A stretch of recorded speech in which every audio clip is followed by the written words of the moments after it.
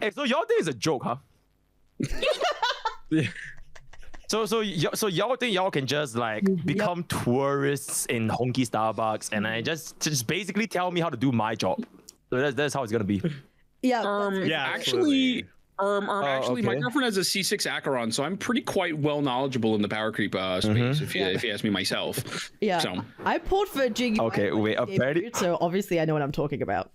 Okay, yo, Kate, let's start with you. Okay, first of all, yo, I'm so sorry that I skipped your 3,000 word essay like during the thingy. It's okay. I just kind of because I already had this. It's like I already had this script. It's like a 4,000 word, 14-page essay. So I was really gonna like ramble on. So like I didn't wanna like dedicate that much time to like reading all the replies. But okay, so what were your main gripes with the statement? Main gripes with the statement. And in case people don't know what statement I'm talking about, is this statement right here, which is right. You want to pull up my your tweet or my tweet. All right. I put up on my browser. All right, I'll have a look. Okay, I'll take it. In case people are lacking context. Yeah. Honkai Star Creep has a power creep problem only if you allow it to happen either by greed or stupidity. Change my mind. I don't want to hop on semantics for a hot minute because I think you've already spoken about that to death, right? Like, I don't want to tie it about by talking about the same thing, but I think it's pretty obvious, like, what you mean to say and what you did say in that tweet is different. So you said Honkai Star. I don't want to hark on about it for too long. You've already spoken about it to death. Honkai Star Rail has a power creep problem only if you allow it to happen either by greed or stupidity. Change my mind. Yes. And I'm saying what you mean to say and what you tweeted is different. And is that something that you now acknowledge? No. You don't. So what do you think I mean to say? Oh man. Okay. Yeah. What do you think? That's a lot of the problem, right? Because I can bring up an example, right? I can say, MrPokke, I will give you $1,000 only if you do a backflip into your PC setup right now. Does that mean I'm going to give you $1,000? Right? Like it's the same. It's the same kind of thing. It does mean that you are going to give it to me if I were to do that thing. But it doesn't. Okay, so it's a condition. So are you gonna lie? So if I do a backflip in my PC, you're not gonna give me $1,000. Then you're just lying. Right now, so why would you say that? I ain't giving you $1,000. I ain't giving you $1,000. Oh, okay. So you're just lying for fun. Oh, okay. Yep. Okay. Wait, Hap, I'm on your side here, and I have no idea what the fuck that analogy was supposed to be. I would like to pose a question. I have no idea too, man. I would like to pose a question. Bro, legit started off this conversation. Yeah, let me just lie about giving $1,000. Yeah, that definitely demonstrates my point. Oh, okay. Okay, I give you $1, right? If you did the only if. Okay. The condition only means. So if I'm okay, so if I were to do a backflip in my PC, would you give me $1? Yes. Okay, then what's the problem here then? Because the only if changes the statement, right? Oh, okay, yeah, exactly. Okay, let me phrase it for you. I'm going to give you the $1, right? Only unless something happens. Unless something exactly. So Honkai Star. So the first statement is invalidated until that one condition is fulfilled that comes after the only if. Unless that only if happens, the first statement is invalid. It does not apply. Exactly. Yes, Honkai Star Rail will not have a power creep problem if you were not greedy or stupid. Yes. Okay, I have to ask. How is greed applied here? I don't understand the term greed. Greed is when I was gonna say but I just want to make it like abundantly clear that I think that people might misunderstand the differences between power creep and the problems with power creep. Would you agree? No, I think they're the same thing. Do you think it's the same thing? No, it's the same thing. Yeah. Does everyone here think it's the same thing? There's a threshold, right? You could say there's a threshold, right? There's so much power creep that happens when it becomes so high to the point where it becomes a problem. Sure, then we could talk about all the different reasons that contribute to power creep, but the reasons that it exists is the same. Right? All the things that cause power creep are the same. So it doesn't matter if it becomes a problem. The reason it becomes a problem, it will contribute to the same thing. It doesn't matter. Well, and I don't think anybody's arguing here like that there shouldn't be power creep. Like look, we're all playing a gacha game here right now. Like power creep just comes with the genre. They got to sell the new characters. Like things are going to happen. So I don't think anybody's arguing that there will be no power creep ever as well. Just like setting a baseline too. Yep. Yeah, absolutely. But I do have a question though. I think what would really help clarify this is I want to know what made you come to the conclusion to tweet this. I think is the first thing, because forget the semantics. I think realistically, like at the end of the day, I think you worded it poorly, but it's not because you said stupid or greedy, because I think you could say stupid or greedy without it. I just think it was very worded poorly. I think you say Star Rail has power creep, but a lot of people can change it if they're not stupid and greedy. I don't think the greedy and stupid part's the problem. The tweet you can't change it though. No, that's not even the point. The tweet came off as if it said there was no power creep, but forget that. Put that to the side. Who the fuck cares? What made you come to this point where, like, did you see abundance of people complaining about this? Was it like a one guy situation? I'm not even trying to be funny. Like, I genuinely want to know what was the purpose of this tweet? Like, where did you get to this conclusion? Because a lot of people have a different sentiment. So again, it's not like attacking you. No one's here to attack you except me, because, you know, you beat me in poker, or I mean, the fucking game show. But I want to know, like, why did you say this statement? Like, what was the intentions? I need to. Yeah, okay, sure. I need to make this super clear though. You guys need to understand that having power creep and whether or not the power creep is a problem is two very different things. And this has to be established right now, because it will be a huge factor as to why my argument was made in the first place. Okay. So the difference between whether or not a gacha game is power creep is, for example, the best example right now, you shout out to Sarah, Stellarons Zone Zero. So Stellarons Zone Zero, we all know and we all agree, Miyabi is a direct power creep to Elenjo, right? Mm-hmm. Absolutely.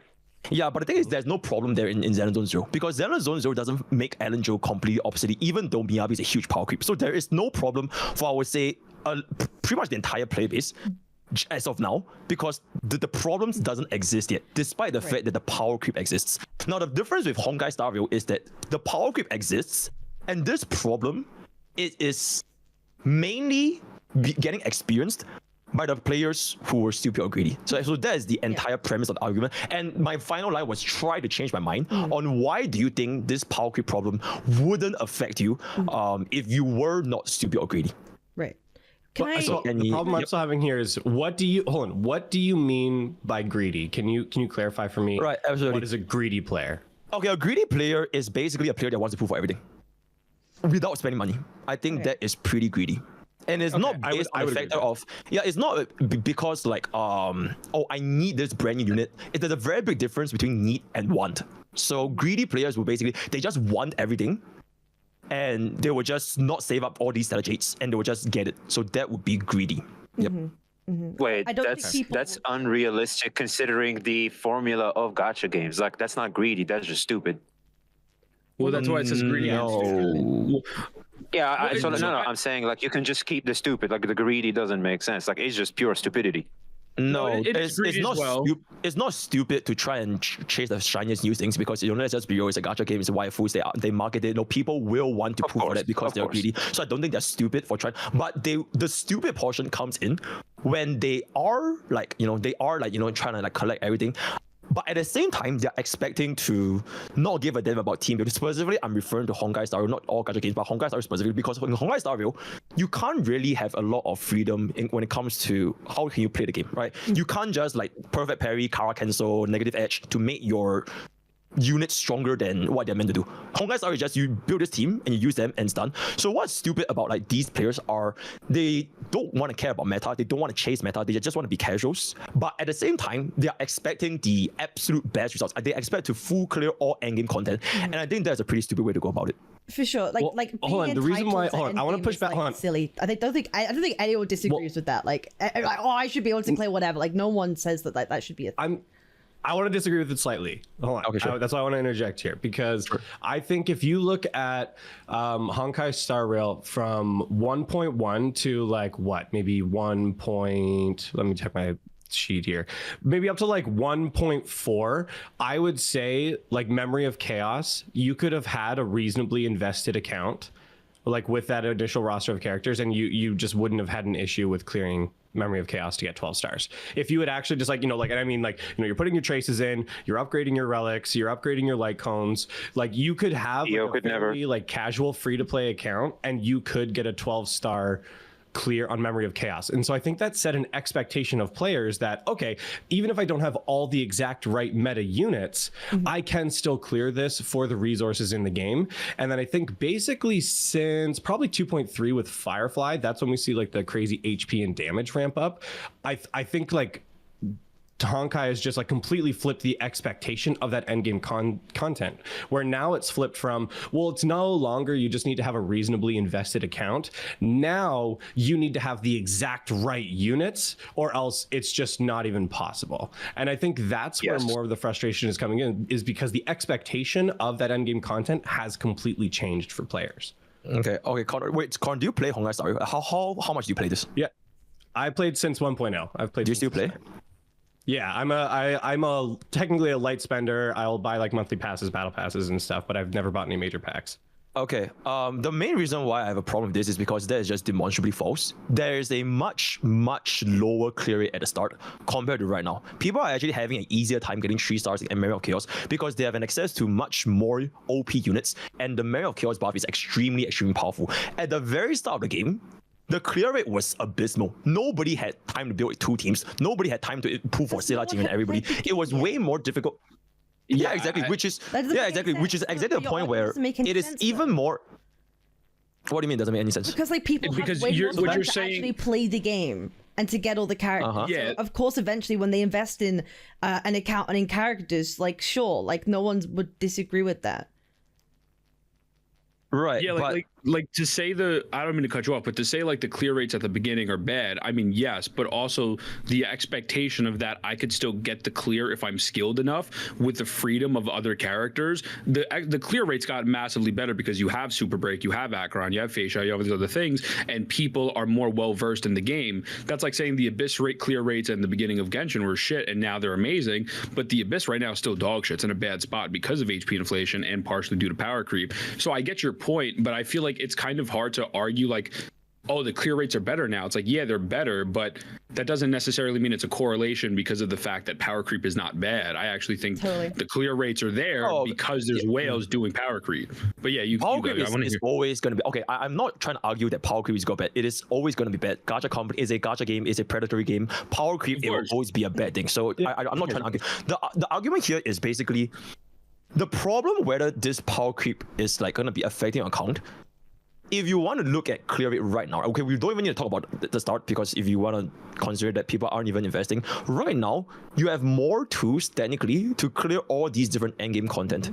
And they made this more accessible to players. So this would be a problem if you were someone that was greedy because you basically try to pull for the shiniest new things and you didn't save up enough to pull for this kind of like meta supports, or if you were basically stupid because you were expecting to full clear all the endgame content while you didn't really give about meta in the first place. Should I speak slower? Let me roll back here for a second. I see what you're saying. So let me roll back on like one of your earlier points though to kind of like walk through this. So in 1.0, like you're saying the clear rates were lower because it was like earlier on in the game's life cycle. That makes sense because casual players aren't going to be like rushing to the end game content. So of course it's going to be lower. However, it does equalize with time. So those same casual players were then still able to clear with the same level of effort, even being casual players with the same roster of characters at the time. So that's my point, is that was an expectation that was set, and then now they're changing that expectation. So as the new characters do come into the game, like that's fine, and I agree with you that I think a free-to-play player walking in trying to get every single character or expecting every single character is delusional. You're right. But I think somebody who is, let's say, even casually pulling, like, you know, getting one new character a patch, still keeping up and investing on those new characters as they come in, like I think it should still be achievable for those players on those accounts to clear the latest Memory of Chaos. But that's not the case. Like now the expectation is shifted for, well, no, you need to basically be looking at leaks. You need to know which supports are coming, which characters are available, so that you can fine tune your account in like a really aggressively like sweaty way, so that you have the capability to clear it. And I'm saying that's not what the beginning of the game was. And so that's why like that expectation has changed. If someone's like keeping up with it, again, pulling a new character per patch, investing in playing, they should have the capability of doing that. And I just don't think that's the state of the game right now. And that's why power has become a problem. Yo, V, sorry, you want to say Plus, there's this pressure every single time and every single patch that you have to pick at least one unit. And without doing proper research, it may not be the right unit for you at the current time, where will not be rewarded for said unit. If I remember, I think Sunday is good, but like he's good for particular units. So it didn't like encourage too much power in one's account, but it's a good future-proof investment considering the new path, from what I've heard, right? Correct me if I'm wrong, please. You can kind of... No, sorry. So, I feel like yeah, go ahead. the audience that you guys are arguing for here, like who are you guys trying to represent? I I you would want say me the personally, average player. What is the average player? Yeah, me too. I'm a Players, I casual, would like consider somebody like every single day myself player. who I would say somebody like myself who like you're putting a little bit into the game, like you're buying monthly passes, you're getting battle passes, like you're not pulling on every single character that comes. You're pulling on probably at least one new unit like per play. Like I think that is like the majority of the player base. I don't think the majority of the player base is buying $100 packs. Obviously there's gonna be free to play in there, but I think from the perspective that I'm speaking from is that average kind of level. Yep. Yep, go for it, V.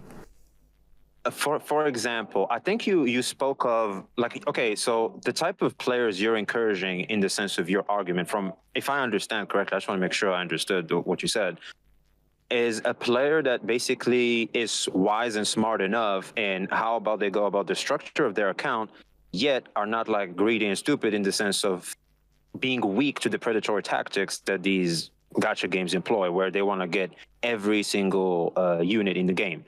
Without these two, if you're smart and you do your research / you're good at the game, plus you're not weak to these predatory tactics, there's technically no power creep problem. Is that it? No, sure. Okay, so I think the issue with this like average player demographic, I think it's a little bit not represented properly, because if you want to talk about average, but the average player, they don't really care about clearing these endgame content, much less clearing endgame content with like full 3 stars. Like I'm talking about Miracles and Pure Vision, because like if you want to take a look at like the statistics, right, less than like I think 10 or like 5% actually even attempted to go ahead and do the final stage out of like hundreds of thousands, not millions of players in Honkai Star Rail. So for these majority of players that do not bother themselves with this content, even till this day, whether or not they are pulling for meta or not meta, or whether or not they're playing their pools, it doesn't matter to them, because they can just pull for whoever they want and they can still have fun in Honkai Star Rail. Because Honkai Star Rail, they probably just play the story, they play as you play whatever, and they just move on.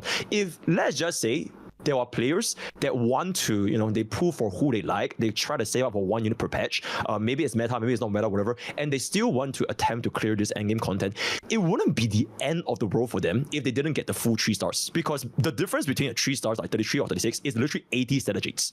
That it's fundamentally like I agree, it doesn't change anything, and right? that's how I've been playing. That's how I've been playing recently, and I'm not gonna lie, it feels good.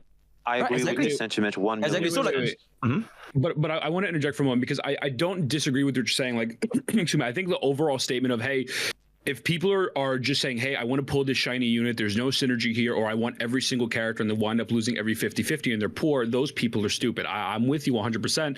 I think the problem lies absolutely. I think the problem lies though, like, for example, if I remember correctly, please correct me if I'm wrong, but you said something about pull smarter. I think the hard part is, how can you pull smarter in the game when we look at someone like Ron May or Sunday, where a general populace, not even just endgame players, don't know that Ron May is going to be super break viable until 2.2 when she comes out, like, what, 1.4, 1.5? Or Sunday, everyone knows mid yuan, right?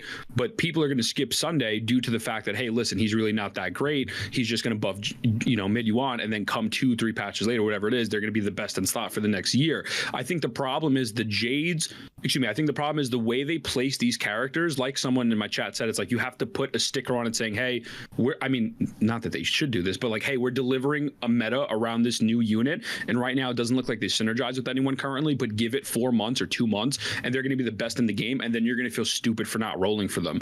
So I don't think the problem is necessarily these casuals, at least for me personally. I just don't understand this pull smarter tactic. I think what HSR is doing is they're power creeping, and they're being more predatory in the sense of selling characters and these kits before they could be fully fleshed out, and then people just skip, and then they feel stupid, and it causes more FOMO. Yeah.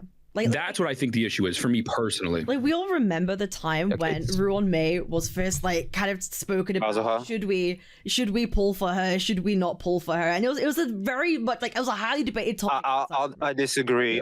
Ruan Mei was a no-brainer. Ruan Mei was a no-brainer. No, if you didn't think she was a no-brainer, yes, it was. Yes, it was. You can't though, about how just no one could predict just how important she would have been.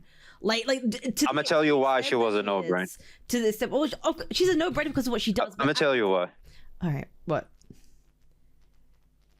Look, it's just Kazuha. Remember Kazuha and how Genshin did it? The HoYoverse does this all the time. They've done this in their previous game. They just did it again. You're missing the point. I think you're missing the point. No. I'm not missing the point. I'm just saying is they do this a lot. Like supports that are somewhat generic. Like for example, Shorekeeper in Wuthering Waves. If you don't have Shorekeeper right now, it's rough. Like you gotta wait for that rerun because she's the most generic character in the game. Ruan Mei was pretty much that, in my opinion, for Honkai Star. Correct me if I'm wrong in the meta perspective of it all. But the point. Okay, VSV, you're not wrong. No, I'm sorry. I'm just saying everyone that knew how the game worked knew that not even when Ruan Mei was teased, like before she even came to her banner at 1.6, by 1.5 they dripped it. People that know how this game works would know that she's broken, because we have not gotten a single Harmony support banner up until Ruan Mei. So people were basically just using like Bronya and Tingyun. Bronya, Tingyun, Pella. So if you didn't have any of these, you literally had no other supports in this game, because for the past 14 banners from 1.0 to 1.6, it was just 10 DPS, Silver Wolf, Luo Cha, Huan, and then there's like and Fusion, right? So like this was the first ever support banner that released. So I'm pretty sure that most people that know what's going on know that she's gonna be okay. The point is, I'm not disagreeing with that like at all. The point is, people didn't. I'm not saying most. A lot of people didn't understand just how good she would have been. That's the point. Did people know that she was going to be like the best in slot that you would have needed for super break teams at the time? No.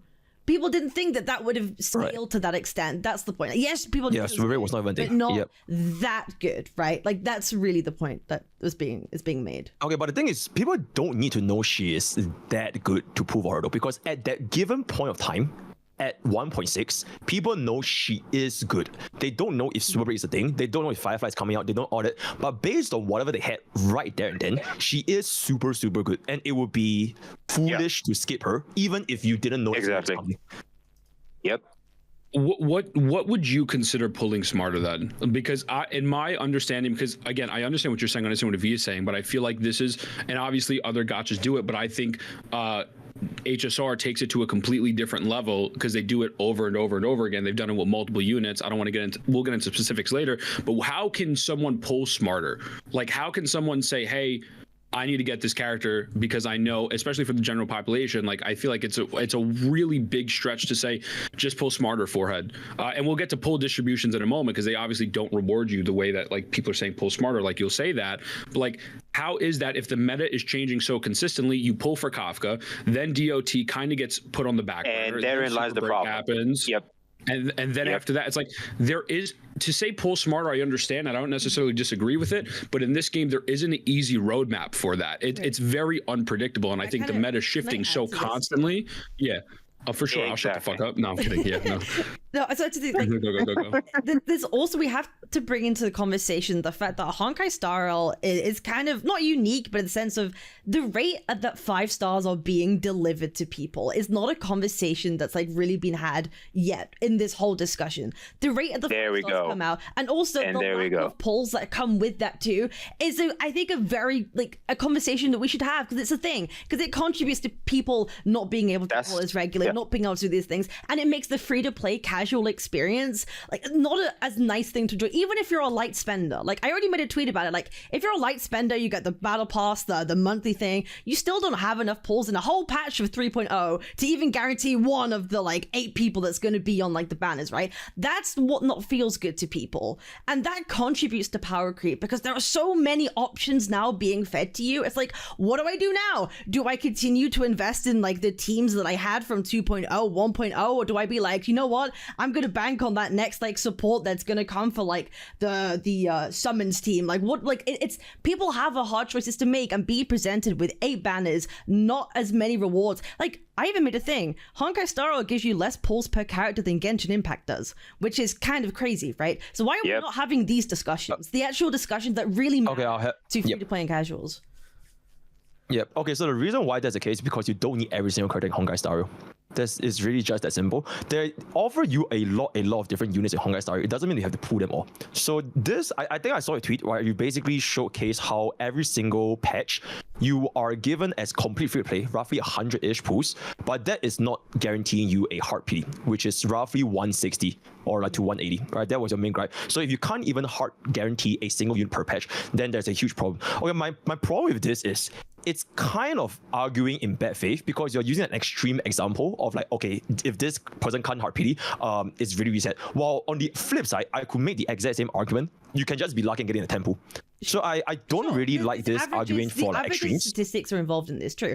But how do you think about the premise of the rate of 5 stars being delivered to us? Do you think that it's totally fine? And do you think the amount of pulls per character is good when compared to like Genshin or other ones where it's significantly less per character? Do you think that is okay?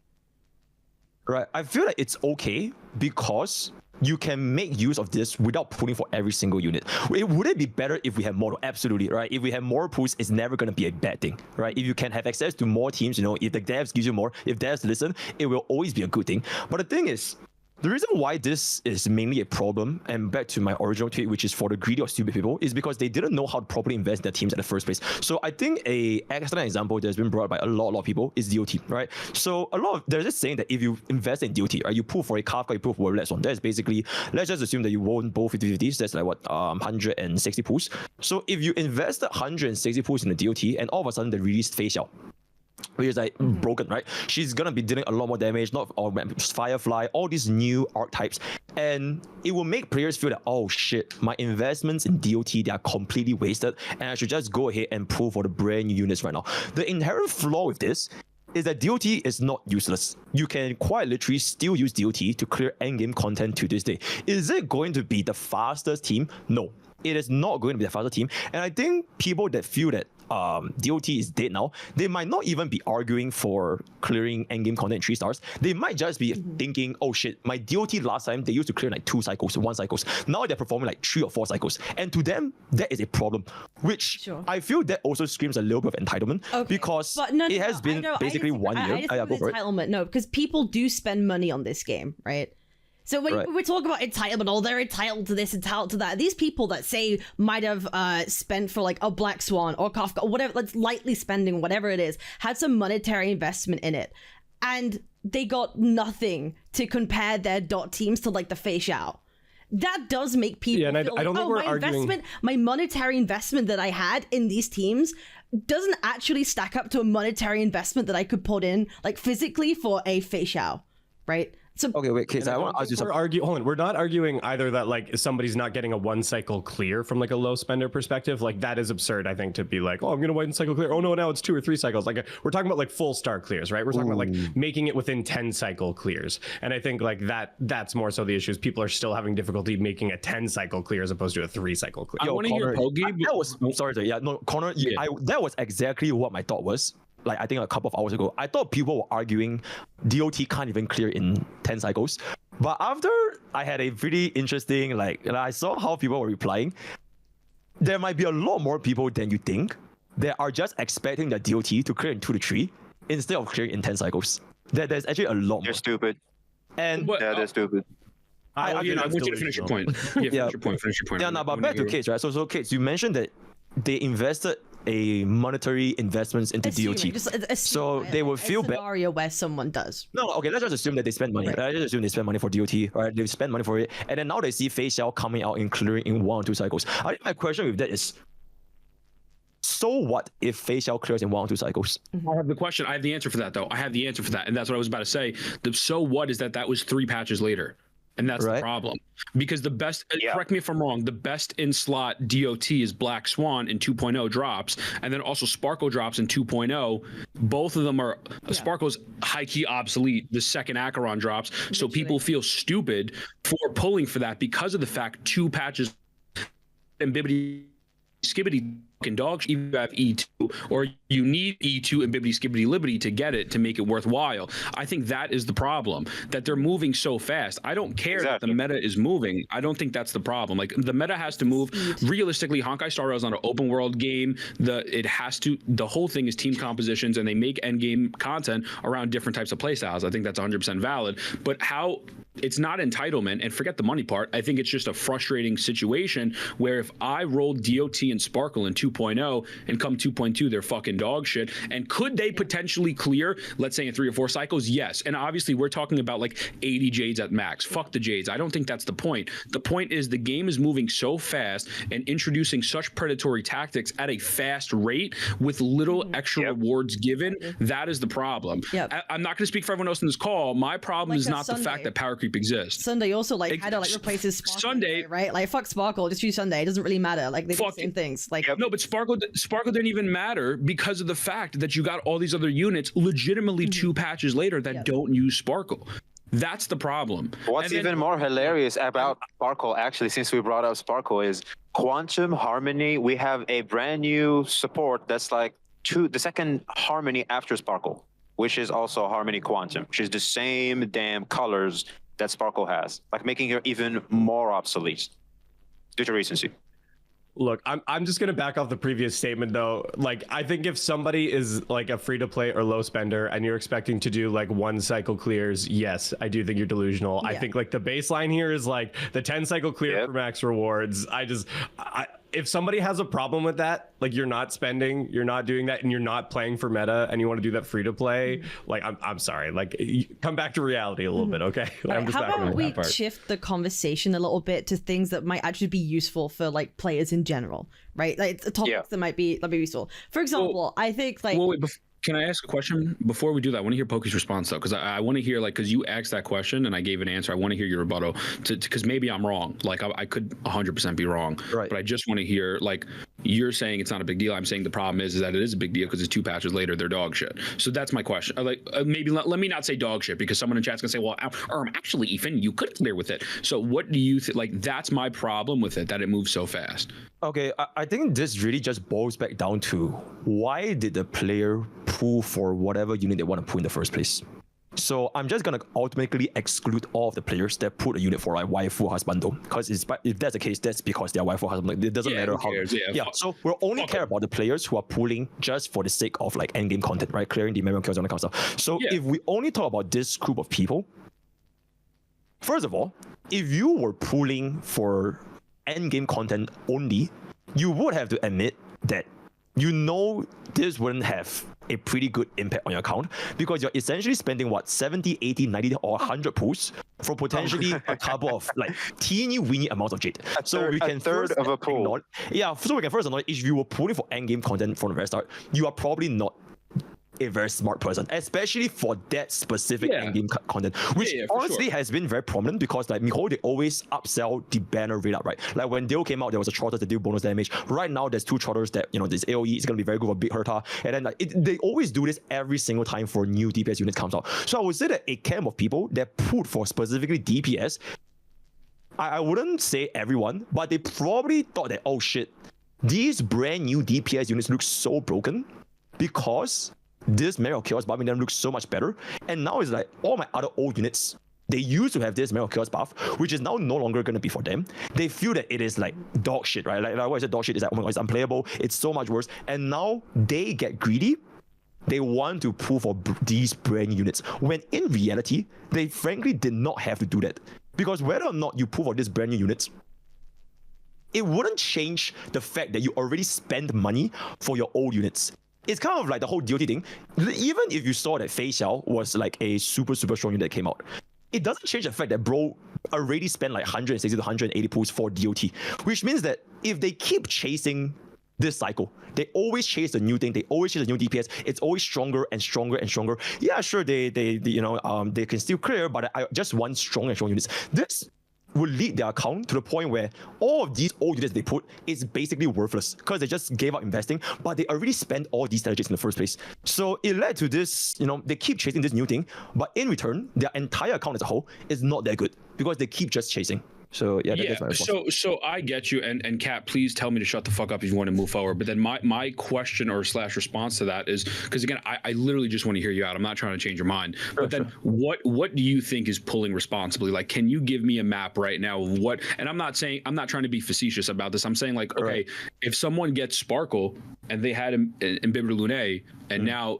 we're going off the deep end because now then Acheron comes out and like, oh fuck, that looks good. Like I get your perspective, but so then how can someone sit there, even if they're end game or maybe they're not looking at leaks, how can someone effectively try to map this out in a way where they don't know, what if all these 2.0 characters are now going to be obsolete in 2 months with 3.0? That's my question. Can I add on? Yeah. I just want to add on a little bit. Like, of course. Everybody knows, especially Honkai Star Rail, supports are like the number one thing you should always look out for, right? I think we all agree. Yep. Like, it's in all games, to be honest. Yeah, supports are number one. No one's denying that. The big brain move, always go for the big brain support character. But when it comes to the DPS in Honkai Star Rail, I just want to talk about a narrative that goes around a lot. You still want to pull for a DPS for your teams. Like that's the core of what whole archetypes are built around. But a lot of the time with a lot of these DPSs, we see like content creators say things like E2 Dill makes it really good.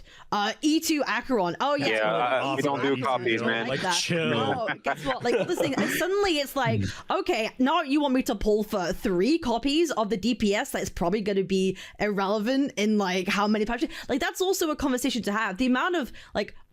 Actually, it's more dangerous than that. I want to add something to that one. It's more dangerous than that because I saw this guy. He said, I E4'd my character just to make it last longer, so that way it doesn't get power creep faster. Right.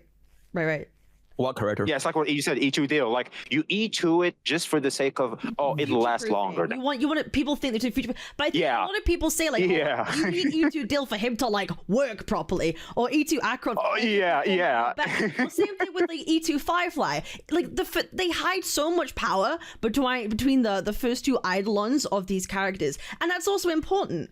It's absolutely. Recognize like, you could pull for these DPSs, but really you might want to pull for like 1 or 2 of them, and screw their light cones or grab their light cone. If you're pulling for an E1 of a character, you're probably also going to get their light cone. You're probably spending money right at that point because no free-to-play person is pulling for a light cone if you're not stupid and greedy, right?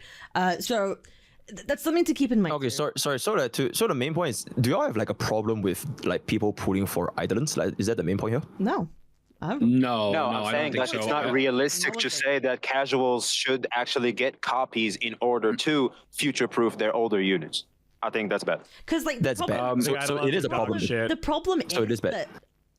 But the problem is with like Honkai Star is not only it makes them more expensive, man. Yeah, but not only do you need horizontal investment in the game, you also need vertical investment to future-proof these old teams. And that is why a lot of people feel frustrated. Exactly. Like, I need to pull for these new supports coming out and be clever in how I pull. But also, if I don't want to be stupid, I should also vertically invest in the teams that I already have so they can keep up and not feel like total dog shit. That might be pulling for their light cones in the rerun, pulling for their eidolons. Okay, people don't like here. Because it's a gacha game. You pull characters, right? Right. Can we really define, like, do you need them or do you want them? What do you define as need? Okay, here it is. I think this is something that Cav just touched on, and I've been waiting for an opportunity to say this. When we say gacha games and characters, these games make these characters for the design and towards the goal of collectability. They want you to collect these things. They're collectibles. I think we can all agree on it. Through power and through, of course, their designs, it's for them to be more appealing. But the main point, if you ask these gacha developers, what's the end goal? We want you to pull every single character. There's no characters coming out for it not to be pulled, except they for obvious reasons. Now, beyond this, yeah, I know, I'm coming to it. So beyond this, beyond collection, they keep pushing this thing in a very fast pace, which makes it too big of a problem to ignore, where what I've collected already already feels almost irrelevant, except supports. I think the only one that doesn't feel irrelevant, in my opinion, is Robin and Ruwan Mei, maybe Huehue. And I think those are the only ones that feel like still somewhat of solid units. The rest already feel like completely irrelevant. About Bébé de Lune, that's my favorite unit. I do not own it at E2, nor am I interested in getting E2 because, simply put, it's not a new unit at that point. Yes, it's better, it plays somewhat different, but it's not a brand new experience by me getting it. He plays like a whole new character in E2. And that's why it is the whole meme of E2 deal. He literally plays kind of like a whole new character, and you play him in a whole new way with teams. And that's a problem with, like, I say Honkai Star Rail in general. You don't actually get full kits of characters until the first or second Eidolon. So it's like Acheron. Kind of a problem. I don't like that. I think that's kind of a It is. It's a trap. It contributes to like the whole whole conversation. So like locking actual usefulness of their kits behind that is just all dumb in general.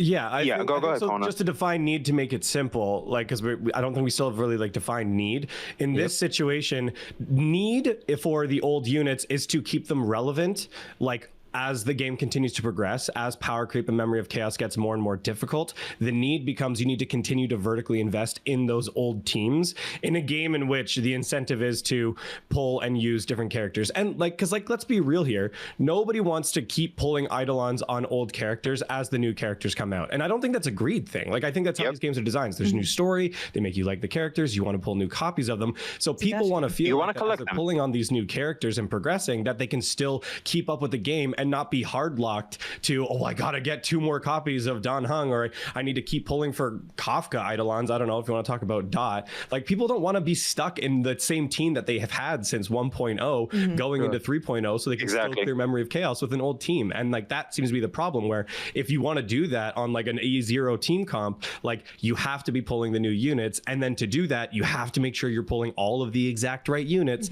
so you can have the perfect set to then keep up with the content. So like, I think that's like need in this situation, and why like that sucks. Can we all agree here that if you're forced to keep not just power an old team, so you can't keep up with the new characters, like that sucks. It kind of goes against the whole I feel like it would gacha of like collecting.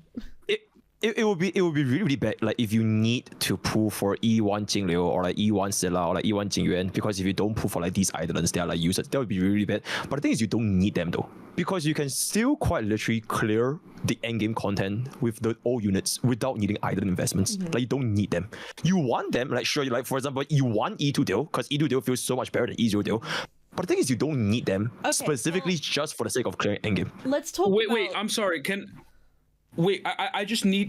Can we just hear an outline again? I'm not trying to be facetious. What is the outline of pulling smart?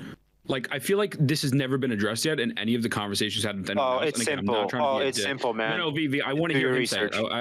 No. Okay, sure. I'm trying to be facetious, like legit. I want to hear it. Okay, like, so let's just say if I were to start an account right now, right, completely fresh, zero money, nothing. Like, if I were to start an account right now, the smart decision for me would be to first pick up Herta. That is the smart choice. Okay. Yeah, shout out to Bob.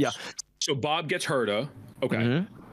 So from this point onwards, there are a lot of ways you can go about it, because especially in a 3.0 banner where there are 8 different banners, right? So there are a lot of ways that could potentially split you from being the smart pool or the bad pool. The bad pool would be if I want to rush and build like all these different team comps. I want to pull Aglea because summon is going to be a meta. I want to pull for Botail because Botail is built. I want to pull for Lingsha. Like, if I want to pull for all these units, that is not a smart choice, because you don't need those units, especially not when you literally just start out playing this game right now. The smart choice will be to, okay, I just put for D Herta. How am I gonna make this Herta unit even stronger so that she can help me throughout my progress in Honkai Star Rail? And I see, oh shit, that's Robin.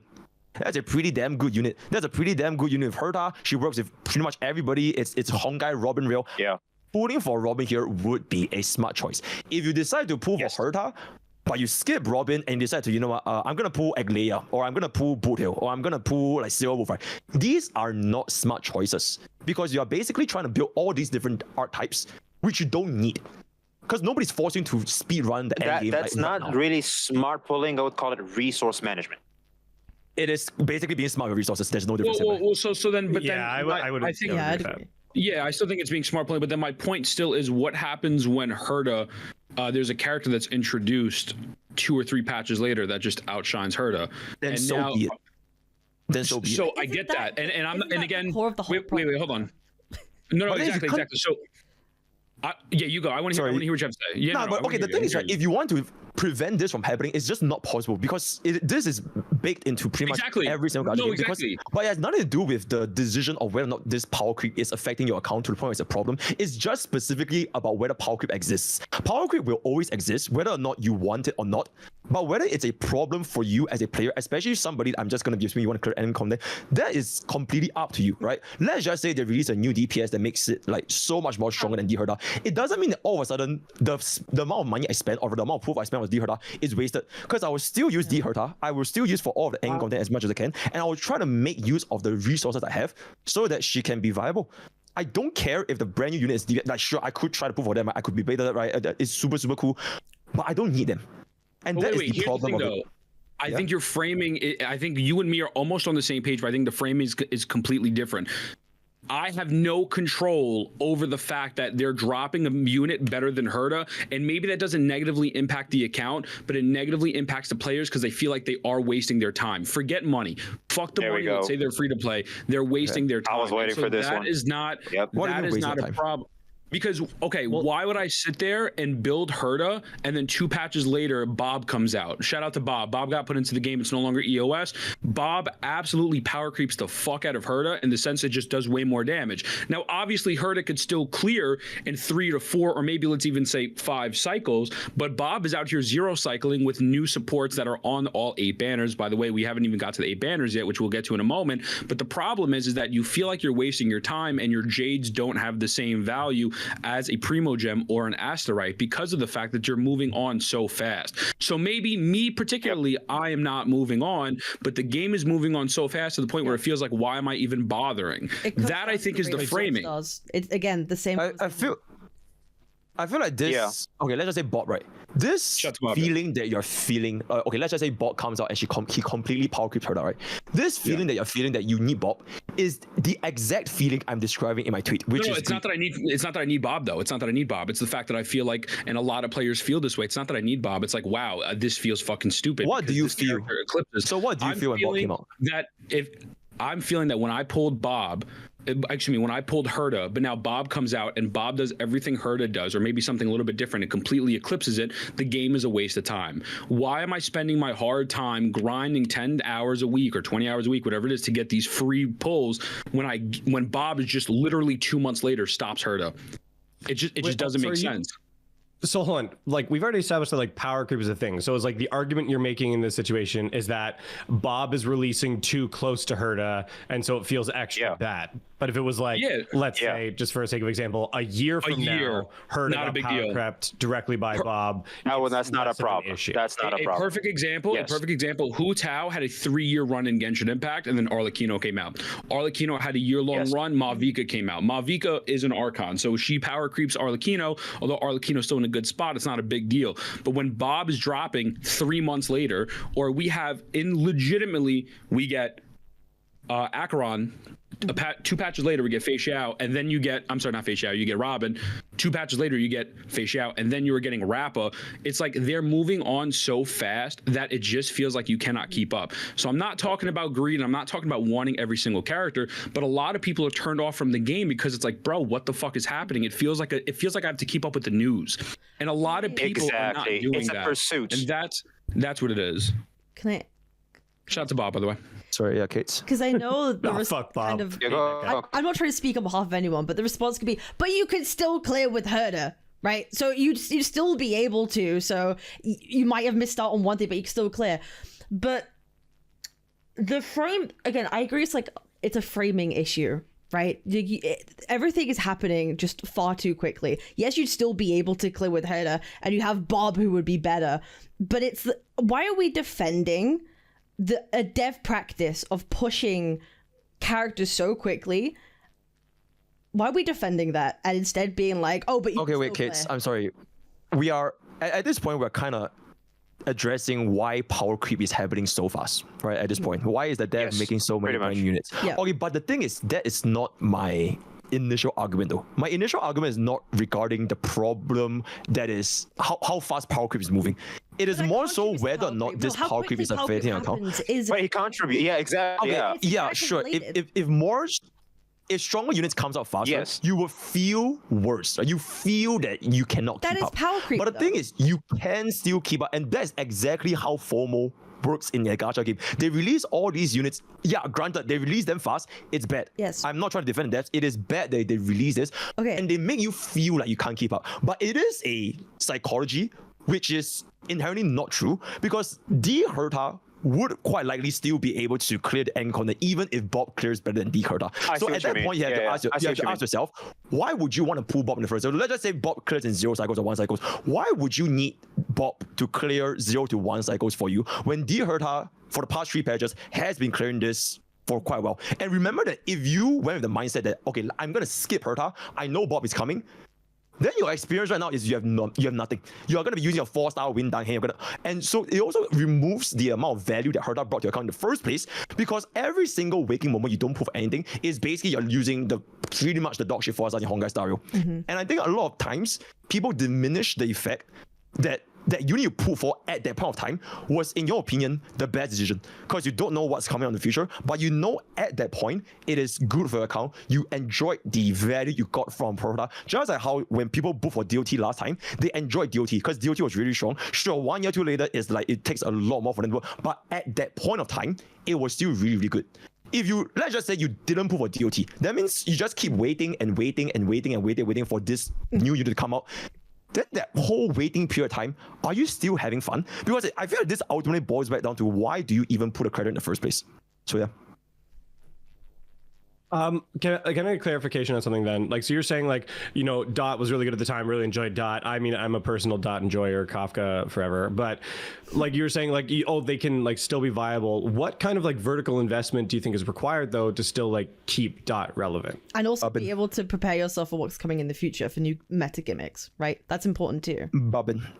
Yeah, basically Bobbin or Rummy. And then you want to invest them even more, you get a Bobbin E1, all that kind of stuff. Yep. Okay, I think I want to bring it full circle.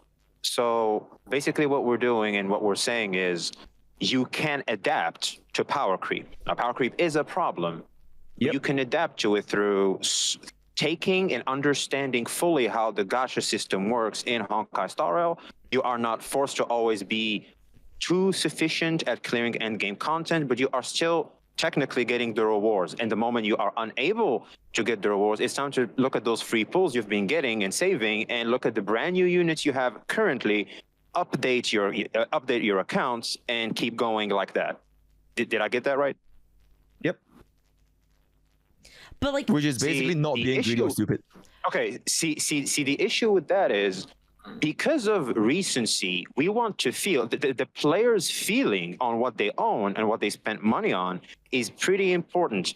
I want to feel like I made the right decision. The problem is, every 2 patch, whether you did the right decision at the time, yes or not, that is completely irrelevant, and it will change because of the very formula that HSR specifically is going with. I hope I made some sense. Sorry, so you're discussing like new units are like more fun, so it makes you feel worse if you don't. No, I'm saying is you can get a unit. So okay. It's a transaction, okay? The moment we're saying you can spend money on something, it's a transaction. So I just get this new card, this brand new shiny thing. I'm happy with it, right? I want to feel that this is a good thing for a longer period of time. The speed in which it's going, player satisfaction in me obtaining and buying the X product is not lasting long enough where it feels like there's always this constant chase. And basically just me being online and looking at what's happening within the meta of Honkai Star Rail, I feel what I have is not as valuable as I had it 2 months ago, which is way too fast. You're saying. I think. Hold on. I think we're changing the scope here of like power creep. Like, my understanding of power creep here is we're talking about the ability to clear the end game content as the meta and the difficulty continues to increase, and the achievability of that of a player. Like, quite frankly, if somebody has a little bit of FOMO, like personally, I don't care because like that's literally how every gacha game is. That's not FOMO though. The new banner unit. That's not FOMO. No, 100% is. I don't FOMO. understand it. If a new banner unit comes out, how so? they're really cool, but you can't get them, and now you feel desperate about it. That is 100% a fear of missing out. That's I'm not saying it's desperate. I'm not. No.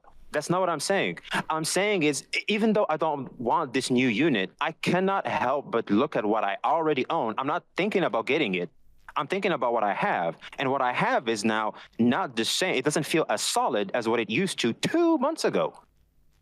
That's what I'm saying. V's talking about product value, like someone said. I don't think V's addressing FOMO. But that's not. That's not. Yeah, I'm not addressing Power FOMO. creep is the ability to play the game and clear the game with what you currently have. Player satisfaction is not power creep. Like that's what I'm saying. We're changing the scope and the definition of what we're talking about here. Like power creep is your ability to clear the end game content or the in-game content with what you have as the game continues to develop. And if that's not achievable with your previous units at a rate that's like you can't keep up with, then that's like an issue with power creep. But if somebody like you pull on a character and the next patch they drip market on even another character you like even more than the one that you just pulled, like I'm sorry, that's gacha games. I've played like a ton of gacha games, like something close to like 20 something gacha games at this point. Like that's the genre at this point, that you're chasing characters that, and they always want to make you excited. So like frankly, FOMO is completely irrelevant to power creep, and like that's power creep is a way more functional issue. I actually think though, but can't, obviously there's all different types of FOMO, but can't power creep initiate FOMO as well though? Well, of course, that's the whole point of it. Sure, like clear stuff quicker. Of course, that's FOMO. Like, I don't think. If another character looks cooler and your satisfaction with what you have makes you like less excited because the other one looks cool, that's FOMO. That's not power creep. I don't think that's what V was saying though. I think what V was saying, and then I think we should move on. It's like saying all psychopaths are sociopaths, but not all sociopaths are psychopaths. I think it's that kind of weird argument, and I think we should just kind of leave it. I think it's like another. Yeah. I don't think this. Yeah. So. Pokey, tell me why I'm right. Well, what? Oh, okay. Power creep. Yeah. It's just FOMO. FOMO is fine. You know. Yeah. FOMO. I think like how Honkai Star Rail is kind of a game that it's same for any kind of gacha really, but I think it specifically feels more intense with Honkai Star Rail. It's a game that the devs create problems and sell you the solutions in character kits, and I feel that feels more intensely because the game is so synergistic, and I think that's why people are starting to feel it feels Genshin-y. Right? No, I don't think it feels like Genshin-y because you could still like it still doesn't feel as bad because it's so team synergistic.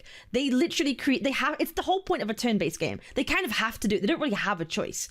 They have to create the problems and make the characters for the solutions. You know what? Fair enough. You know, and fair enough. That's another reason why people might be on their toes a bit more about like, oh, I should be pulling for certain characters and certain synergies because that is the nature of a turn-based game to begin with. Absolutely. Yeah. Yep. Sorry, what are we arguing for here? No, I agree. I think that's just that's a neutral point. Like it's bad or no. I think that's just like the how fast it is. I think Can we talk about the reward? Oh yeah. No. We could talk about it. But I do want to mention about one particular thing, just to change the topic a little bit, if that's okay with everybody. Because I do want to talk about... I'll be right back. I do want to talk about... We've been talking a lot about, like, 5 stars and how 5 stars, you know, the rate of them. But we have not mentioned at all the lack of, like, viable alternative 4 stars in Honkai Star Rail. Do you think that is a problem? Can you give an example? To compare for like in Genshin, for example, people still use... No. Let's just talk about Star Rail. Let's talk about Star Rail. Like, do you have an example where like Star Rail does But it's good to have like a comparison. Like you could say... But I think it's a completely different game though. Completely different game, but... we haven't established anything on Star Rail. You should establish it on Star Rail first, though. Okay. Right. Okay. Let me give a comparison. For example, like Pela is a 4-star character that gets used very frequently in Honkai Star Rail as just like a really good support unit because of her defense, right? Like she's really good. Yeah. I think we need more characters like Pela because how long has it been since we've had like someone equivalent to that? That's like does something as good as what she does. We need more of those characters. I feel like in Honkai Star Rail, more 4 stars that are like viable in team compositions like a Super Break, like your follow-ups. Like we have them, but we don't have ones as good or feel as premium as like other gachas might. Like again, we have a Bennett that's sometimes still best in slot. Like a 4-star actually being like a best in slot for a team, I still think is like a really good thing. Okay, wait. Sorry, my point for this is. Hold on. Oh yeah. Sorry, no, you go. Okay, now. Okay. Let me. Okay, speed run. Okay, I feel like that is a little bit false because from the start we only had Timmy and Pella, but then as the game went on, we have some really good 4-stars. Some of them like being completely free. Like for example, your Harmony Trailblazer, right? Your Han March 7th, your Gallagher, Hanya. Maybe she's not the best, but she's still viable. I feel like all these 4-stars are still really good. And if anything, I feel like the way they paced out these 4-stars. I think it's at a pretty comfortable pace, but yeah. Connor? Okay. Yeah, no, I'm kind of gonna disagree there. I don't in a gacha game that like their goal is to sell like the premium units. I don't think like it's necessarily a requirement that a 4-star unit should be like the best in slot. For me, it's like are the 4-star characters still like viable for clears? Right, but like I agree that there hasn't been like a ton of like super viable 4-stars released recently, but like if you look at the roster of characters, like there is a bunch. Like, well, you've already brought up Pella. I'm an E6 Gallagher enjoyer, and I use him on my Super Break team, who works perfectly fine. I even used Lynx for a little while.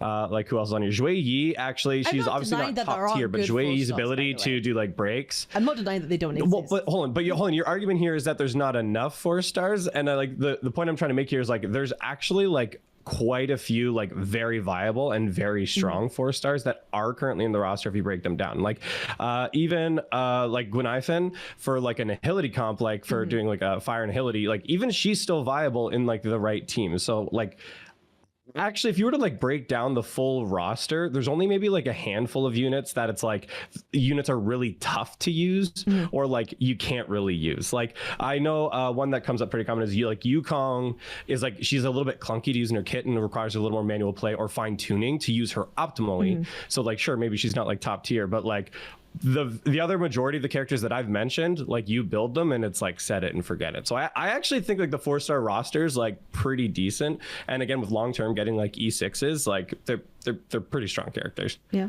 Okay, that's fine.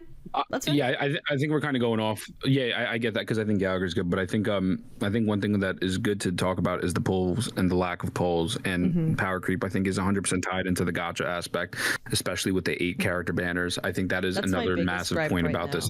It's the pull to. Okay, so like 8 character banner. Just 8 character banner. So 8 character banner is bad. Okay, let's go. I don't think that's bad. So here's the thing. No, it's not bad. I think you and Gotcha had a pretty good discussion about this. I think it's very simple. Obviously, more reruns can necessarily be a positive, but if it is the peanut butter and jelly as opposed to the peanut butter and mayo, that is a problem. But the lack of extra rewards, I think, is also a problem. And I'm not talking about leaks. I'm just simply saying, if the standard, I think you said is about 80 to 90 pulls, or let's just say fuck it, let's push it to 100 pulls per patch. If they are increasing the amount of characters that you get by doubling it, by getting 8 characters now you could potentially get in a patch, and they're only giving you 90 to 100 pulls, and that's not including a light cone, that's a little stinky, right? I'm not saying that they need to give you 200 or double it, but there has to be, I think, some sort of path to get more primo gems here due to, or whatever the fuck they're called, to the fact that that's just crazy. I feel like having more options of rerun doesn't mean you should be able to just pull all of the reruns. They are basically there as options. But I'm not saying that though. But I'm not saying that. I'm just saying. Wait, but you just said that the players should have more primo gems because there are more rerun banners. Yes, but not substantially. Like yes, but not like doubling it. What I'm saying is like, how are we going from 2 characters on each half to 80 to 90, and now we're getting 8, and we're still keeping it 80 to 90. I don't think it's a bad thing to say, hey, especially if the game is moving so fast with power creep, I don't think it's a bad thing to request, can we get some more pulls? Welcome to Euphoria. Okay, but I feel like this is really not... Pulls. This is not really like... I feel like you guys are probably not at the right demographic, because a lot of these, basically 6 reruns, right? You probably wouldn't even consider getting any of these reruns because you probably would either have them, right? Because you played this game for super long, or like you just wanted like specifically Robin to just make her stronger. So a lot of these other choices, it doesn't change that the main 2 banners, the 2 new units, are the ones that are in the spotlight here. Because if you have been playing this game since day one, you probably would have known what they do in what team comp, and you would also know if these units add value to your account. Unless you are just like, for example, I think Asmongold saw this. Asmongold saw HSR had 8 banners. He brought up this point, which is choice paralysis by like the consumer, right? Because there's too many choices. People don't know. But that is from like a completely like he has no idea what Honkai Star is doing. So that could be pretty bad for someone that doesn't play Honkai Star, which is like completely just new. But if you have been playing this game, I really don't think it's that bad. But okay, so no, my take on the start on the 8 banners is like I just think it gives people an opportunity to like pull on characters if they want to, but it's 100% like I think it's delusional to expect to walk in and to pull on every single banner that's there at that time. It just gives you more variety and opportunity to pull. So I personally don't even care that there's like multiple banners there. Like that's never been my stance on it. I want to talk about like the intent of like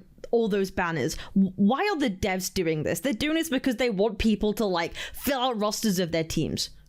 That's what I feel why they're doing this. They want you to feel comfortable. Go into 3.0, have the choice to pick the characters to make your teams better. So going forward, you're going to feel better. You're going to feel fine. They've put some of the best characters on these banners, right? For a reason. The intent is there to make you feel good. Then why, if they've done this to make you choose the characters that will better your account, do they not give you enough pulls to at least guarantee one of them? That is what people don't like. That's really it. And I don't know why that's something we have to like defend, why it's okay that they don't do that. They do it for a reason. Why not? Why not just be like, hey, if you do these events, whatever, the 3.0, you'll be able to grab the banner that you want at the end of it. I feel that's a fair point. I feel like I think it's fair to say I think you should be able to guarantee one character per patch. I'm always been, ask for more. I'm cool. Okay. I, first of all, I'm always down for like more rewards are always good. So I'm not saying no to all that. But I do feel that the flip side, which is if you don't run 6 reruns, and let's just say you run like 2 reruns or whatever, then the flip side is people that actually want to fill up these gaps will take even longer to fill up these gaps. So that is gonna. Sorry. Do you think the meta is moving to the point where the gaps I don't think it's going to take that long to fill out these gaps though, right? Like I feel like they're substantially putting out characters, especially DPSs. I mean, maybe I guess in the support department that might be lacking a little bit, but don't you think like they're moving so fast to the point where it's like the argument of filling out the gaps maybe not even necessarily be true? Because what if you're waiting for like, let's say, I don't know, Ron May, and then they drop someone completely better than Ron May, like the next patch or the following patch, and then they run like, I feel like the meta is moving so fast to the point where it's like I don't know if that's necessarily like the most right. But wouldn't you say that would be an even better thing because they are rerunning so fast? Since meta moving super fast is definitely not as good a consumer, right? You feel worse. But like if they make this run fast, then you can actually still try to like get the pieces. If the flip side is they're still running this banner super fast, but you get like a 1-2 rerun like per patch, then by the time it reruns, who the fuck is gonna even consider them? You get what I'm saying?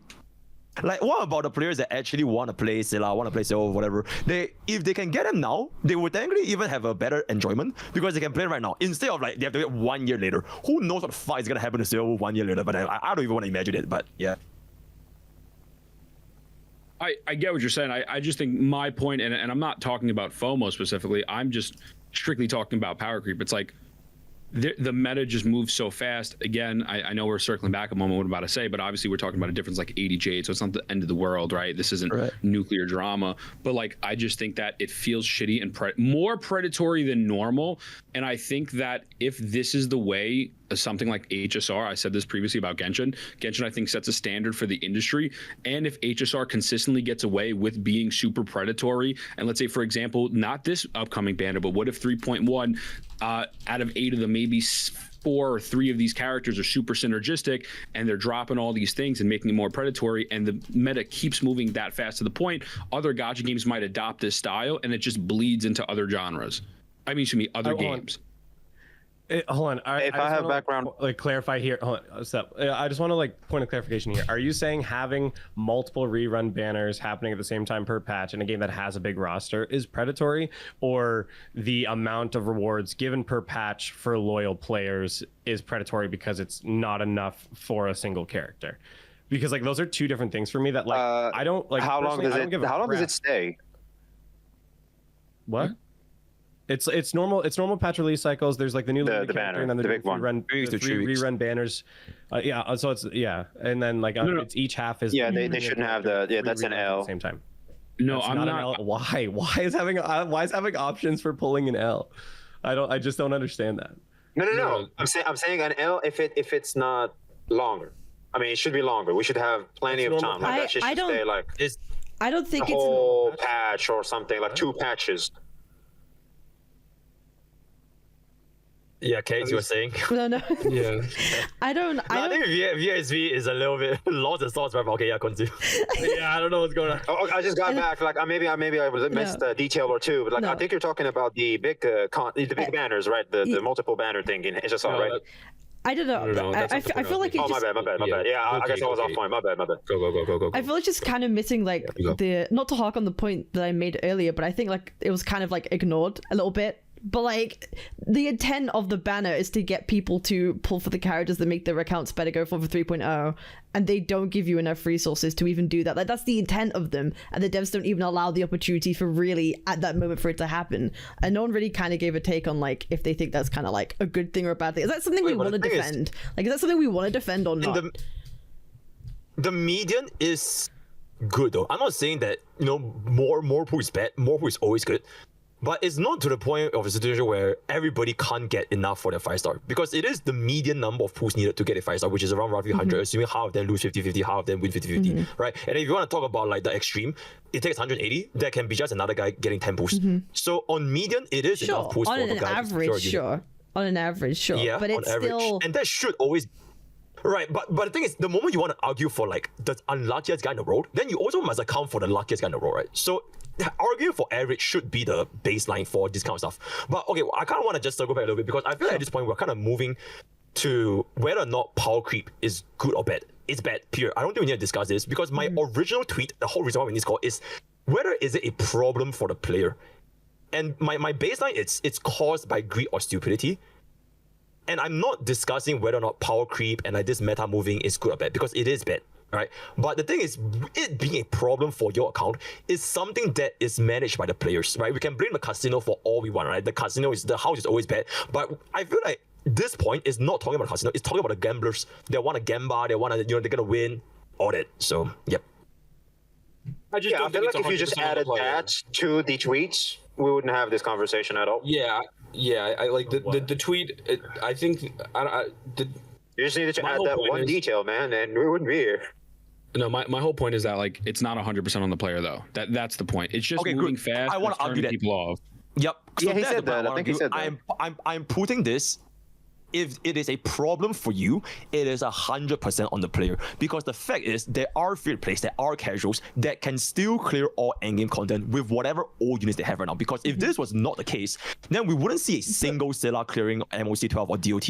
But the thing is, it only affects the population. I think this is where all the disagreement's coming in though, because you are assuming that problematic power creep is only caused, like it's only a problem when it's caused by the player. Again, it goes back to the whole premise at the beginning of the whole thing, where power creep is a combination of everything. It's a combination of everything. It's a combination of what the devs do, making a problem and selling you solutions. It's also player skill. It's all of those things put together. But you're only saying, oh no, it's literally just a player skill issue thing. There we go. But that's not the case. It's a mixture of all of them, and I don't know why you're trying to say that the entire time it's just skill issue, that power creep a problem. No, it's a thing that devs do too, that implement to make you want to have to get better at the game, better skill issues. That's the whole thing, and that's what people have the problem with the most. And the reason why I think that's what he meant when he said it's bad, right? No, the reason why it's such a hot take and I'm getting so much resistance is because a lot of the points just now that you guys brought up, which is Bob, right? This feeling is FOMO, and having you feeling FOMO is not a problem to your account. That's not a problem. The problem I is disagree. if you. It's so you did feeling FOMO? No, it's not. But you're saying it's FOMO. Devs making HP inflation isn't FOMO. That's a real thing that they've done. That's a real problem they have made. That's not FOMO. That's a real thing we can quantify. Do you think MOC is easier now or harder now? I can't compare it. I didn't. Okay, I can tell you right now. This one will to the last it's one. It's quite literally easier now to 3-star because even though there is HP inflation, go for it. But you recognize that is a thing. Like HP inflation is a thing, regardless if like MOC is easier or not now than the last one. It's still a thing they're implementing, right? Yes, but which can be a constituent of power creep now and in the future if they continue to do so. Okay, the thing is, this will be a problem if players are actively struggling. They're getting if Memory of Chaos is getting more and more difficult to get 3 stars, this is a problem because as an entire player base, everybody is struggling. But the direct opposite is happening right now, where Memory of Chaos is even easier to 3-star from these recent days, because even though there is HP inflation, the Memory of Chaos buffs, they are getting strong as well. On top of the fact that all these players, they have these time to build up their resources and everything. So this point, I feel like it just really does not stand, because But who makes that decision? Is it the players or is it the devs that do that? It's the devs, right? Okay, the devs make HP inflation, right? I'm not arguing whether HP inflation exists or doesn't exist. I'm arguing if it's a problem for your account. And the thing is, it's not a problem for your account, because if you have invested in right units, if you're not greedy or stupid, then this wouldn't be a problem for you. Because if this was a problem, then Stellar mains, Jingliu mains, DOT, none of them will clear the current Memory of Chaos, because they're all super old as fuck. They didn't pull for any of the new units, and then they'll be cooked. But that is not the case. But I think okay, let me see if I got this right. Wait, give me 1 second. Hold on. If we're referring to a couple characters, a couple people who are just clearing with Sealy, that is not the general population of the end game players, right? We don't know their builds. I know you had like that whole thing where people posted their things like, oh, I see a DOT clear here, I see a Sealy clear here. Let's say maybe there's 10 of them and out of like 50 tweets, but that doesn't represent. There's no way for us to sit here and say, hey, for example, like, okay, you can clear it with Sealy. That is a high skill issue thing. Like, for example, right now in Wuwa, right?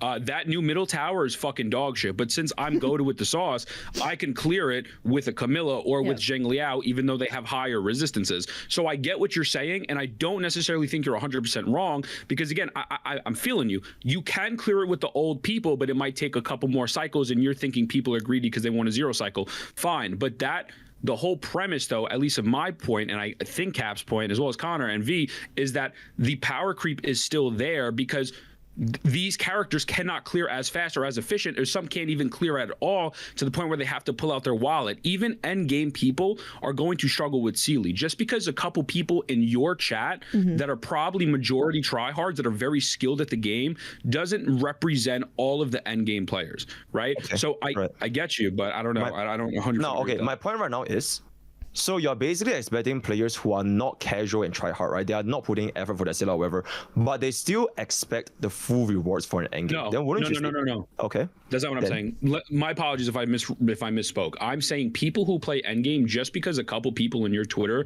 show that they cleared with DOT or Sela, does not mean that they are still 100% viable, because of the fact that they might just be highly skilled, but that is not the general people who are in endgame. Fuck the casuals. Fuck them. We don't care about them. We're talking about the 10% of the people who play. If you're seeing I don't. Fuck them. No, I'm kidding. That's what I'm saying. Yes, someone in chat saying you're clearing it. Yes, some people are, but if I logged into an account right now with a Sealy, I probably can't clear it with a built Sealy, right? Can we at least agree that it takes a level of skill to use Sealy, or even let's say your auto probably is not clearing it unless you have a decked out account with that Sealy. I think my problem is what is wrong with Sealy clearing endgame content, even if it takes more skill? Because we are quite literally talking about 1.0 unit. If this very same 1.0 player just didn't pull for all these new DPSs, he would have like gotten 1,000 pulls by now. So if bro is struggling, in the grand scheme of things, if you want to talk about the income, he will literally be richer than all these facial pullers and firefly pullers, because they keep pulling for the new thing. If you strictly want to talk about the gains you're getting, right? Because at the end of the day, you want to play endgame, these sweaty players, if you want to fuck the casuals, the sweaty players, they will care about the income they're getting from the endgame. The bro that put Sela and put no one else, and they just stick to Sela, he would have saved like 1 billion pulls. So wouldn't that make him the winner? I think we're talking about two different things. Your argument a few moments ago, let me know if I'm misrepresenting it, was saying that Sealy could still clear, so the power creep really doesn't matter. But now you're bringing up polls. That's not what I'm saying. Yes, Sealy can clear, but if we're looking at all of these people who are playing endgame, a lot of people using Sealy in the endgame are not clearing. Just because some people are using DOT and Sealy to get clears, or let's say they're using DOT with Acheron, which isn't really DOT, but that's a different conversation, does not mean that these other characters are objectively better than Sealy, right? So I'm not talking about the pull portion. I'm simply talking about the fact where they clear, right? It's not relatable, even for an endgame person, to say, hey, listen, I cleared 100% with Sealy. Like, yes, of course, God bless, I love that for you, that you're goated with the sauce. But a lot of endgame players need to pull that because they have skill issue. I definitely acknowledge their skill issue with the endgame, but yeah, does that make sense? Okay. No, it makes sense, because like there are a lot of players in Honkai style. Okay, if you can clear with Scylla, you're in the minority, right? So because you're in the minority, it doesn't make Scylla immune to power creep. Okay, but that's the thing though. Majority of the people, they are not playing this game with no greed or stupidity. And I think this is why I think like it's such a big deal, because majority of the people, they are greedy, they are stupid, they are entitled, they are affected by FOMO, and only a minority of people actually knows what the hell they're doing in their accounts. There are a minority of people that can make use of this version 1 DPS and make it, but just because they are in the minority, it doesn't make them wrong. It's not wrong that they prove that these version 1 DPSs can still make it. If anything, most people... I would like something about stupid. About stupid. Sorry, my bad if I forgot you. I was just the one thing that annoys me in this whole statement is it's not stupid, it's not knowledgeable. They just don't care about the game that much. I don't think that makes them stupid.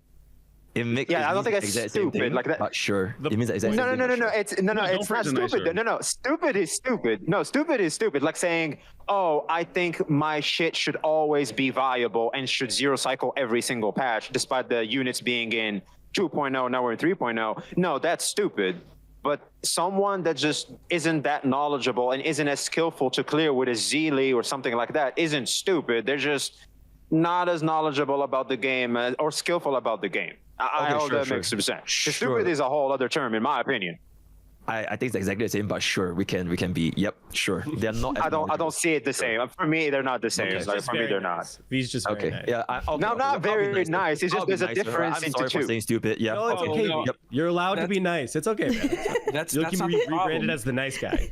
No. We could say the word stupid. Guys, I think we're missing the point. I'm not saying Poke's missing the point. Guys, it's not about being nice. Who fucking cares? Let's not police Poke's language on that.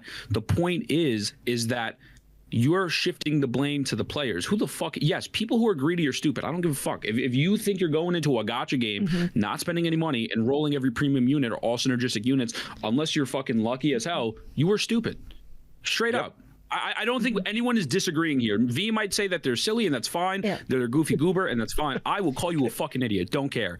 Yeah. Okay. Like, right? Like, wait, if they're what? If they're what? Wait. If they're what? What'd you say?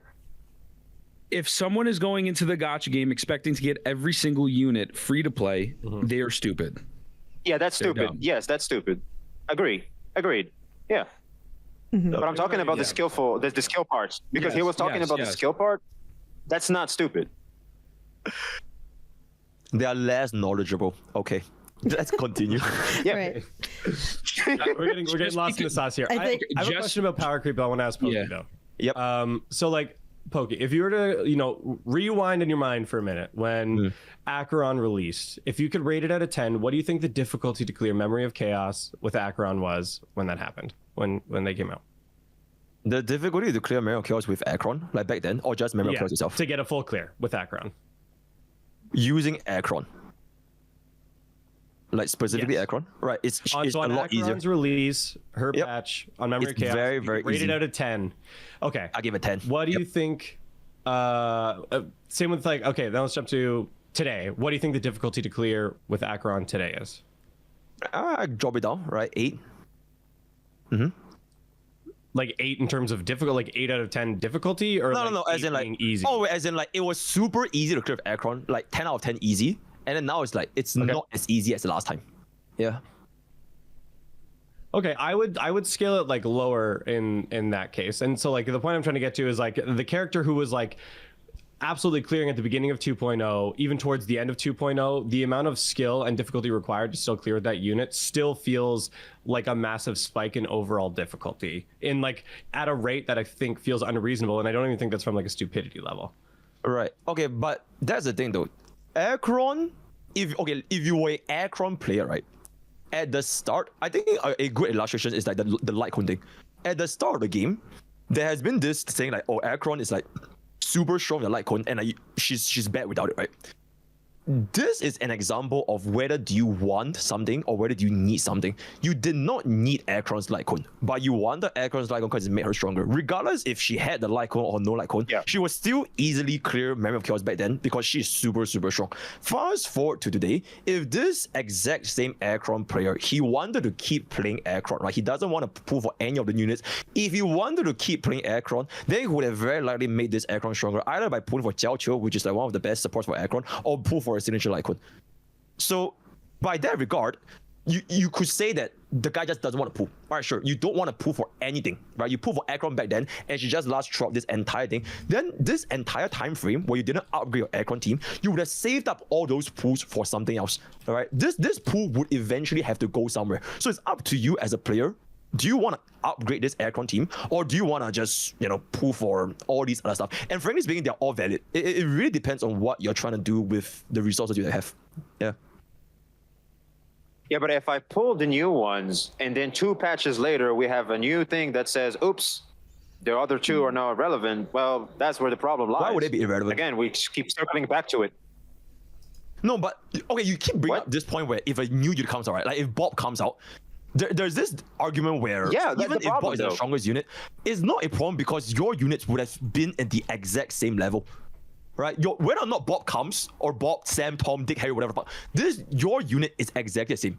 All right, it has nothing to do with how strong the next unit is, because this is what you got with your strategies. So if you invested in this unit, that unit would still be yours, and she's then going to clear the endgame content. Is it going to be as good I get it. Bob? Right? Is it going to be as good as Bob? If Bob was OP, probably not, right? Bob is going to 0 cycle, 1 cycle, whatever. Maybe Herta is like doing a 3 or 4. But the thing is, you don't need that. Yeah, Bob is him. You want Bob. Yes, you want Bob because you want that. He's so broken and you feel bad, but you don't need them, which always just goes back to, you know, greed and like FOMO and all that. But yeah. Okay, so basically what you're saying is you made a call, you made your bed, sleep in it. Hold on. So, but like, so sorry, what would you say? When she released pre-Jiao Qiu, she could easy clear. Yep. If somebody decided not to pull on Jiao Qiu and use the same Acheron team and try and clear Memory of Chaos now, like, do you think they're going to have still an 8 out of 10 time trying to clear that, or do you think they're going to have a much more significant time doing that without Jiao Qiu? It's gonna be more difficult if you didn't pull Jiao Qiu. Yes. What do you think in terms of like difficulty? Like, because now it's getting back to me where I think like there's an issue with power creep of like you need to have the exact right teams for the characters to stay relevant, where like previously it worked, and now they've ramped up Memory of Chaos in such an insane degree that you have to have this other specific unit, or else you are going to have an extremely hard time clearing experience as quickly. You don't need Jiao Qiu for Acheron. Even though Jiao Qiu makes Acheron a lot stronger, but you don't need Jiao Qiu. She can still clear the current Memory of Chaos, 3 cycle, 2 cycle, whatever, without Jiao Qiu. It's just that Jiao Qiu would make Acheron stronger. If you want Jiao Qiu, if you want Acheron to be stronger, Jiao Qiu is great, but you don't need it. That's like the premise here. No, but you said the experience of using Acheron way that we're encouraged to get, though. The experience of using Acheron is worse. You've already said that. Compared to without Jiao Qiu, yeah, absolutely. Because Jiao Qiu is going to be already. Okay. Right. Yeah. Okay, so we're clear. All right. Which encourages us to get the other worse. She didn't get worse. No, but the game got harder, right? That's the point. Yeah. Wait. HP inflated. Okay, I really think this HP inflation thing, it doesn't have to be HP inflation. Didn't you start it? Power creep. Wait, no, just let Pokke explain. Shut up and let him talk. Oh my gosh. Let Pokke explain why Acheron is why they're struggling now as opposed to before. Please, Pokke, I want to hear. I need to fucking hear this, please. Okay. Let them talk. Acheron had a very easy time on release. No Jiao Qiu not in, right? She's very easy time. Acheron wouldn't be having the exact same easy time right now, because if you choose to not get the upgrade options for Acheron, she's not gonna feel as easy as it was back then. MOC is more difficult, right? Or like hate or whatever, right? She's not gonna feel as easy. It doesn't mean that you need to pull for Jiao Qiu just to make Acheron a viable or like even like a clear endgame content. You don't need it. So that is my point. Now, I just want to ask a question. My point here is if you have the same Acheron team from her release, you haven't more vertically invested into that Acheron team, and you've been looking at other units, I don't think you would 3-star clear with that same Acheron team, because it's been increasing at such a rate that is like untenable for like most players, because they're looking at the new characters and they're looking at building, like we talked about these other archetype teams. We're talking about Super Breaker, we're talking about follow-up comps. Like, so now, like, so the rate at which the power creep is increasing, like that same team has now become completely irrelevant without significantly more vertical investment. And I think that's where things feel bad in the power creep and more issues are coming from. Aeron is one of the best clearing units in Memory of Chaos, like since her debut, like even till this day. I'll admit, she's amazing. Yeah, even without just if you look at Private, right? Aeron is still clearing like almost every single MOC. Yeah, granted, she's not the fastest clearer. She's not zero cycling like super easily compared to the shiniest new DPS, but she's consistently clearing. Wait, can I? Yeah, I agree. I agree that she can clear, but I'm saying that if you I thought you said that she can't clear. She can. I think if you took the same team comp you had in 2.1 without any changes to the team comp and you planted it on 2.7 with where we're at now, I don't think you would 3-star clear with that same team comp. She would 3-star, even though it was a very invested team comp. She would still 3-star. That's my argument. Okay, so, my argument is she would. But I just want to ask you a question, because this is the part where I think there's a lot of inconsistencies, including all of us, not just you. I think all of us having this as well. Earlier you said MOC is more relatable. Excuse me, it's easier. It is easier to clear because of the completion rates. We just gave an Acheron example, and you're saying that it got harder. So if it's easier, then it can't get harder. But if it is harder, why is it harder to clear without that same character? I don't want anyone else to answer. I need Pokke to answer, because we can't say that it's easier, but then it is harder using what was considered the best DPS in the game. Right. Okay. So the reason why the breakdown. Right. Okay. The reason why that's because Acheron is not every single team in Memory of Chaos. Right. Okay. So if you're somebody that used the exact same Acheron team for the past 6 months, you probably would have done something in those pools, unless you just want to choose, fuck it, I'm not gonna just pool for the next 6 months, 8 years, whatever. The thing is, all the datas in Memory of Chaos, they are a lot more accessible now, which is why there are more 3-star clears coming last time. Even though Acheron without Jiaoqiu now would have a more difficult time clearing than Acheron without Jiaoqiu last time, because the Memory of Chaos is getting harder. It doesn't mean that she can't clear it. And if you were to be an Acheron that got the Jiaoqiu, that got the upgrade, then it would be even like much easier. So that's how is it getting harder? But okay, no, let me rephrase that. Why do you think it's getting harder? Okay, do you think it's because so this is like in a vacuum. We are only talking about Acheron, right? Not nobody else, just Acheron. Wait. I want to rephrase my question before you go into the Acheron thing. I'm saying MOC as a whole is getting harder, right? As you've just said. So why is it getting harder? MOC is getting easier because more people are doing 3-stars. Even Acheron, you use the Acheron team from 1 to, it would be more difficult. But it doesn't change the fact that more people are clearing 3-stars nowadays, because we are factoring in not just that one guy using the same Acheron team, we're factoring the player base that are playing Honkai Star Rail. The more 3-stars you're talking about, though, I don't think is using the same Acheron team that was released at that time. So like the more clears are happening because people are pulling on these like newer units. They have their that judges. Are having an easier time clearing. You're getting more people who are pulling on the exact right teams, so it becomes easier to clear. But I'm saying people who don't have those exact teams aren't going to be in that same population unless they have the newer characters. Yep. Okay, I mean, like if you are somebody that just straight up do not pull anything, then yeah, I guess you can assume that argument. But the thing is, because the amount of pools that is structured in Honkai Star Rail, it is meant for players to have a sufficient amount of pools to kind of just play on what they want. So it's not like you're gonna have the same account from like version 1, version 2, all the way for the rest of your life, right? Because if that's the case, you would have a more difficult time clearing if you just choose to save everything. Which honestly kind of goes back into why should you pull for this unit or not pull for this unit? If you choose to not spend any Stellar Jades for like the entire time, obviously you're gonna have a more difficult time clearing because your account is essentially the same from now all the way since last time. Right? You kind of glossed over something there, though. Like you were saying, like, yes, you're going to get more pulls, so you can pull on more characters. So again, the new characters and the end game are running away from the previous characters that are being pulled. Like that's the issue with power creep. So to keep up with the power creep, you have to be pulling on the exact new right units to keep up with the end game. It's not only like, a skill issue. It's making the older characters, it's making the old characters irrelevant. Okay, I really need to this have to and one thing, it really changes a lot because you really don't have to. Like if you don't want to upgrade anything, fine, sure, be it. But the thing is, you don't have to do them if you want to clear endgame content as well. And if you are talking about this guy, then maybe just say like Aircraft maybe just strong. If you want to talk about like Stellaron, right, or like the version 1 DPS, if you don't want to upgrade, right, they are stagnant. They are gonna be weak because all of the inflation, all the kind of stuff. This guy just choose to not upgrade anything. Sure, he probably wouldn't even be able to 3-star endgame content, right? Because he's basically made no change to the account. But the grand thing is, he would then end up with so many pulls. He probably would have a lot more pulls than all these fuckers that like pulled for all these units. So in the long span of time, the guy that might suffer right now for not pulling will just come back in the future because the amount of pulls that everyone gets is like the same. It just really depends on how you're gonna use them. So yeah. So basically, bro is compounding those pulls. Yeah, it doesn't. No, it doesn't. Poke, I just, if you excuse me, Connor, because I gotta go right now. I'm sorry. Just to round up something for me personally. I will. Just give me a sec. So just to round it up, basically, devs have power creep. Like we can all agree, devs do power creep, right? Yep.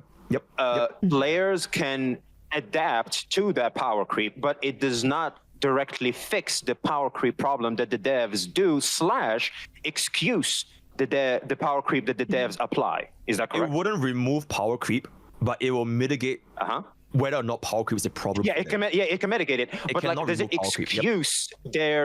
excuse their predatory tactic through this power creep system? Okay, V. The thing is, I'm not arguing whether it's predatory or not. That has never been my point. I'm just trying to understand. Yeah, I'm just trying to understand. But I think it matters though. No, but I think it matters. But it doesn't excuse their. No. But it matters when Poke always says that it's a user skill issue when it becomes problematic. That's where I think it matters. Why, if you believe, if you want to defend the practices of what the devs do. Okay, so let's assume that if I were to make this tweet and I say I condemn the devs, power creep is really, really bad, but everything else I say is the exact same point. Would you think this would change everything? No, it really depends on how the tweet is literally worded, but I think it could. Yeah, it could. Okay, see, I'm Tash here, and this changes everything. Okay, I feel like this is where like it really depends on like whether or not the people want to hear what they want to hear. So I think this excellent example is I can condemn a gacha company for being predatory. But if I don't condemn a gacha company for being predatory, it doesn't remove the fact that these players, they are facing problems with these power creep. They are usually caused by them having either like, gambling problem, they are FOMO, they are greedy, they are stupid. It doesn't change that. Whether or not I condemn a predatory gacha practice, it won't remove the responsibility from the players. They are entitled to getting all these things. And this is the entire premise of my argument, which is But you players. said it's only problematic when it's the user skill issue. If power creep is he fixed it at the start of the conversation, right? It is a skill issue. If the power creep becomes a problem for your account, it is a skill issue. But it doesn't change the fact that power creep exists. Yep. I was just saying, like, I'm so confused right now. What we're saying without saying is power creep isn't an issue as long as you're always just chasing the meta and you're hyper reading into everything, and then eventually, you'll keep up and then you'll never have to worry about power creep. But I'm saying I don't think that was the expectation set from like 1.0 to 2.0. I don't think players needed to play in that way to be able to get those clears. But the way the game has progressed, now you do. You have to chase meta to keep up with it. That's the feeling of the power creep, and I think that is happening. Really, I feel like the big switch was probably around Firefly's release. When Super Break was included, I feel like that was the turning point where like, oh, all these other teams basically are... All right, boys, it's been fun. Not functional. And I think that's the problem, is I don't think players want to be pigeonholed into a way of you need to chase the meta to keep up with the end game because it's always getting more and more difficult and the scaling is always increasing. Okay, but that's more than No, but I feel like once again, you don't need it though. I get what you're saying, Poke. I get it. You don't need it because you could still clear 3 or 4 cycles with Acheron as opposed to, let's just say, Firefly, make an example, or Bob, because Bob could 0 cycle. But it doesn't mean that it's not happening. I'm arguing 10 cycle clears. Okay, we can go for semantics, but like the point kind of stands. Okay. Yeah, Ethan, you were saying? Is that your point? I just want to make sure, because I definitely agree with you in a certain sense. I really do. Like, please, I also want to clarify this. I guess I'll speak on everyone else. I don't want anyone. We're not attacking you, right? No. I think this is a good discussion. But yeah, I am Thorfinn. Yeah, no, I'm gonna attack Pokke on Twitter later. I'm not gonna attack him to his face though. But I think I get what you're saying. I just think that a lot of people feel like the game is moving too fast and it turns players off. If you want to consider that FOMO, I think that's whatever. Like if your chat wants to consider that FOMO or my chat, I don't think that's FOMO though. I just think that the game has become very predatory to the point where it just feels not fun to play. And I just disagree with you saying it's a skill issue. I don't think that's a skill issue because again, it's very hard to predict when units are going to be great like that. The meta is changing so fast that I feel like it's like having a second job. Okay, and I don't want my gacha game to feel like that. You feel this way, but unfortunately, the facts don't care about the feelings. Because if you want to think about it, right, Super Break has been with us for like the entire fucking time, right? If you were to sustain, like you pull for Barbie and Rame, these two units has been like the core throughout the entire time. It's not like you're constantly chasing these brand new meta supports, meta DPS, meta, because it has been pretty constant throughout. Version 3 is, I would say, the first time they introduced a pretty big change in the term of Mimo sprites. For the past couple of patches, it has relatively been consistent and it has not been super fast. You feel it's super fast because they release a lot of banners. The thing is, you don't need to pull for all these banners because they are inciting FOMO. Like a lot of these, especially DPS units, they incite a lot of FOMO. But the thing is, you don't need them. It feels good, right? Sure, you Rapper versus Firefly, it feels good. But like, you wouldn't need to pull for Rapper if you already had a Firefly. Just like how you wouldn't need to pull for Boothill if you already had a Firefly. And the same argument can apply for all these archetypes. So version 3, I would say, is the first time where the meta is actually changing quite a bit because they are slowly ramping up this memo sprite into the mechanics. So I still don't agree. I think it is moving fast, but obviously we can agree to disagree. It is what it is. Because I'm posting a screenshot in chat. That doesn't look fast to you? Sure. That is the HP, right? Yeah. Yeah, but the thing is, I've fully acknowledged that the amount of HP they make to MOC is a lot more. Like the HP inflation is going to be a big thing. But the thing is, if HP inflation was a sole indicator of whether or not meta is moving fast, then a lot of players will be struggling to clear it. When in reality, the 3-star clear rates have been getting higher despite the HP inflation. Because HP inflation in a vacuum, it doesn't consider all these other factors outside, like memory of chaos bars, which is like a huge component as to determine whether or not you can 3-star clear.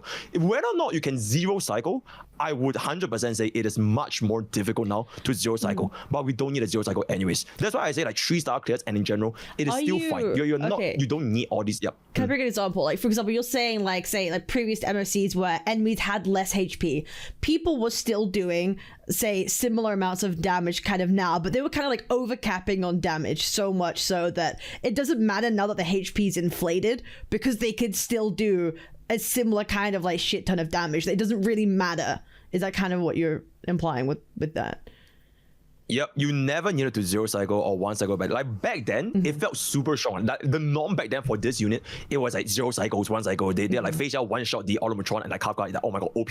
But now, even if they cannot do the same amount of like clears, like the speed, it doesn't make them irrelevant. You wouldn't need to go and chase all these new units because, sure, granted, 0 cycles are now even more difficult, but the clear rate is a lot better. Unless we are talking about 0 cycles, then yes, I agree. 0 cycles is more difficult for my life. Yeah. Yeah, I don't think. Hold on, you keep bringing up 3-star clear rates keep increasing. When I'm looking at like percentage breakdown of like team compositions and characters being used, of the top 15 characters being used on those teams, 1 character is from 1.0. One character. So the 3-star clears are going up because people are chasing like the newer characters and they're chasing the meta team comps. Like, so it just goes back to chasing the meta argument. It's not it's not just about like investing in your account with the characters that you have. It's that, which is exactly why majority of the people, they want to chase all these kind of stuff. But the thing is, you don't need to chase all these kind of stuff. The Stellar clears, all these like version 1 DPS, they are in the minority because not a lot of people will still think, okay, I still want to use my version 1 DPS. But it doesn't change the fact that these version 1 DPS are still relevant. Like DOT can still clear, Stellar can still clear. Just because there's a lesser amount of them doesn't mean the fact that, oh shit, they're irrelevant. Majority doesn't mean it's a right. I think what I'm just trying to point out is like you're saying that the 3-star clears are happening more so because there's more like variety of characters to choose from, and I'm saying there's not because there's more of a variety of characters. It's because people are pulling the new characters. So like it's not about variety. It's about pulling the new characters, and it's about pulling the right new characters. Right. Which is chasing the meta, which I think is like I don't think you should be forced into a game where you have to chase the meta to keep. Can I ask you a question? Okay. Yeah. Yeah, sure. Do you think Memory of Chaos is the hardest content in Honkai Star, or do you think it's something like Apocalyptic Shadow? Like, what do you think is right now the hardest content? Oh, it's MOC. MOC. Yeah. Okay. Just wanted to. Yeah. Okay, that's fine. Sorry. Yeah. But the thing is, all 3 endgame, like if you want to talk about like 3-starring, is not as undoable as you say it is. Like although the point was a lot of these clears, they were brought up by all these like chasing the meta and new units. The flip side is if you didn't chase the meta, you would technically be prepared for the next meta. You know what I'm saying? It's not like these people that skip all of a sudden they just can't pull for the next meta because you would have saved up all these pools. So whether you want to spend them now. I'm so sorry. I don't want to be a dick. I apologize. No, sorry. So like, if you chase meta today, if you pull for Fugue, Sunday, whatever, it makes you super, super strong. Or if you pull for like the ODP, the Firefly, whatever, sure, you chase the meta. You are clearing very, very easily. Very, very good. And then the people that didn't chase for meta, they will have a harder time compared to the people that did chase. On the flip side is, for the people that did not chase for meta, they would have the pools left for them to chase the next thing. So it will always come back to this like rotation. The moment you want to chase, you're going to be doing very, very good. And then you want to spend your pools for the next meta, and they're going to be doing very, very good. The thing is, yep, sorry. So are people pulling for meta just for Memory of Chaos, or do you think there are some people who are like, hang on, there's more than one game mode here? You've got Memory of Chaos, you've got Pure Fiction, who'd want to pull different characters for, right? Like, ain't no one is pulling a Jade for Memory of Chaos, really, right? They're gonna pull them like Pure Fiction or something. Like, do you think that people are just pulling for MOC and they're not really considering like the other game modes as much to build meta? I would say like doesn't that MOC matter? MOC has always been like No, it's like, it has always been like the main focal point because the other 2 game modes, they are objectively a lot easier. Like Pure Vision, there has been like the highest amount of 3-stars coming to ending because they made it super, super easy. And Apoc Shadows is basically just checking if you can break the team fast enough. So by the data of ownership, almost the highest ownership team in Honkai Star Rail right now is Super Break, because Super Break is like super casual friendly, right? Harmony MC is free, Rame is there, so that it's a super almost everybody at Super Break. So you could use the same teams. That's fine. I'm not arguing that, right? Like you can ever see teams to whatever. But like a lot of people say that Pure Fiction they do find harder sometimes than Memory of Chaos. Is that because Pure Fiction caters to a different kind of, not meta necessarily, but a different kind of playstyle that would require you to pull a character that like a free-to-play or a casual wouldn't consider initially pulling for? No.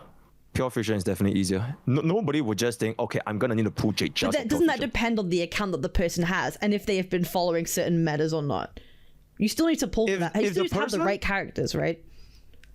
Yeah, okay, like it basically just boils right down to when you first start playing a game, like if you are just starting out the game, you would only focus on building this team, like this one team, as strong as you can. It has been the same since version 1, it will be the same for version 3. Build this one team as strong as possible, and this team will basically help you clear all this kind of stuff when you slowly start to, invest in the second team, right? And then you have 2 teams, and then you just go ahead and clear everything.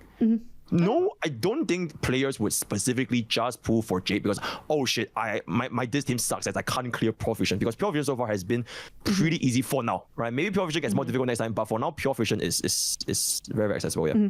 But do you not think that people would do that though? Like the average player would be like, oh, this character's made for this. I mean, sure, they can pull that, but then they probably wouldn't be too smart. Okay, I'm just using this as a point to kind of add to like, that's just another thing that kind of devs do to kind of initiate that, hey, maybe there's another thing you should pull a character for. Just want to add that to the mix. I mean, I kind of saw Pure Fiction as like, hey, there's a bunch of characters not being used, and now here's an opportunity to like use some of those characters personally. But I want to go back, if I can jump back for a second here, because MrPokke, I think you kind of still like jumped over something when I was saying like, you were saying like, oh, well, somebody didn't really pull a bunch since 1.0 and they're struggling with Memory of Chaos now, though then they're gonna have a bunch of pulls saved going into the next one. Like the problem there is like, you're still saying, well, then to solve it, just chase the meta. And I'm saying like that is like a different of an expectation of players than what was like previously established in the game. And for me personally, why like power creep has become the problem that it has become is because players didn't used to have to chase the meta to clear the content. And personally, I just don't agree with the argument that like without chasing the meta that you're going to be able to like easily clear the content. Okay, sorry. Okay, Connor, I know exactly what I'm talking about. Yeah, okay, I know exactly. Okay, the reason why I say I'm not asking people to chase the meta is because I'm just asking people to upgrade their teams. And I think that is fundamentally super different from chasing the meta. The meta for like, let's just say Memory of Chaos is basically whatever units can make the best use of the elements as well as the buffs. But the thing is, you don't need to chase the best unit. Now, you don't need D-Herta to clear Memory of Chaos, even though technically Herta or like average unit, that's the meta, right? It's tailor-made for average units. But the thing is, as long as you upgrade your team, you are still well within your rights to clear all these endgame content without chasing the meta. Because you have to spend a strategy somewhere, unless you just decide to just not pull anything. And that wouldn't have to do with not chasing meta. It just means you don't want to upgrade, like, period, for some weird reason, like a no pull account. And I think that's like a very, very, very small minority of people, so yeah. You know, at that point, then like what you become reliant on is like RNG, because then to continue to vertically invest in those teams and to keep those characters relevant, like you're talking about, like constantly rolling on the same artifacts for the same characters, when really the easy solution is just to chase the meta. You don't even need to have the best artifacts, and then you're still going to get the easy clear. Like I just think like that's the issue of like power. Right. It's easy to chase meta, but for a free-to-play, they can't keep doing this forever, which is why this whole point goes back to the greeding, because if a free-to-play is always greedy for the easy way out, they're looking for the best and easy way to chase meta, it's going to lead to a point where their account will constantly have these different teams, but none of them are properly invested, because it used to be like super, super strong, and then now it's like, oh shit, all these E0 air units, you know, I have like DOT, I have Scylla, I have Jingliu, I have Aircron, but like I don't have any of these proper backbone to make them like even better. Which is why chasing meta is inherently not good for players who are trying to think in the long term. Right? It's easy in the short term, right? Yep. So I don't mean chasing meta as in like always pulling the next unit that's going to drop. Like I know some people are thinking that I'm saying that, and so they're saying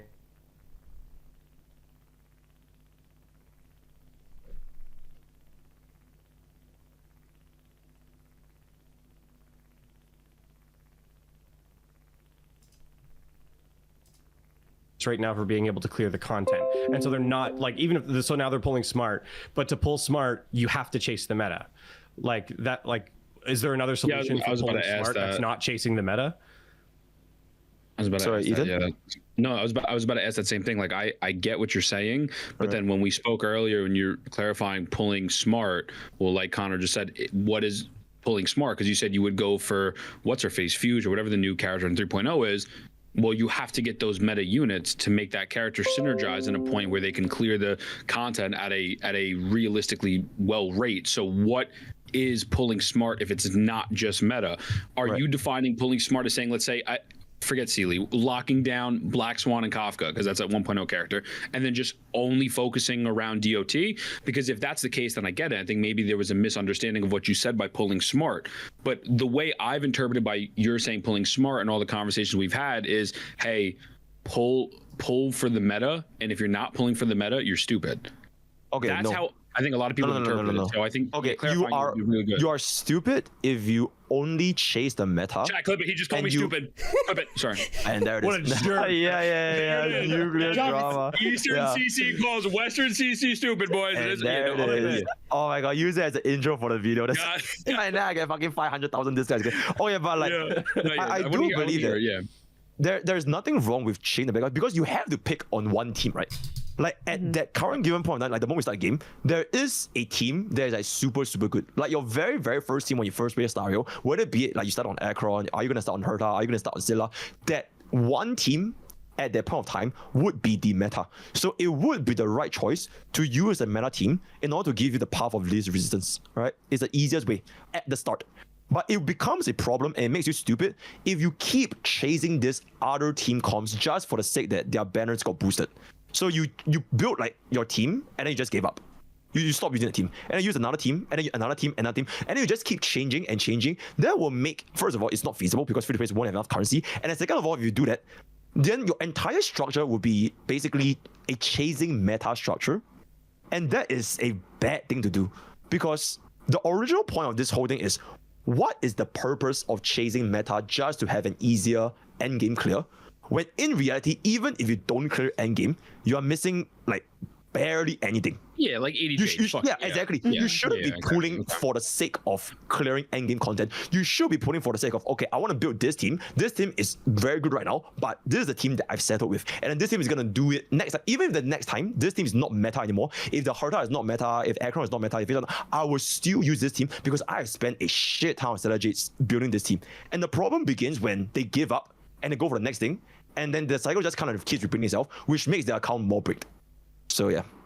Yeah, okay, so then, and just before I give a rebuttal, or not even rebuttal, just a thought, again, your is pick a team, lock it down. Don't just give it up because a new shiny toy came out and you saw you do it 1 million damage in a YouTube video, right? I feel like that's a really bare bones summary of that, right? Don't go for the shiny toy. Lock down your team.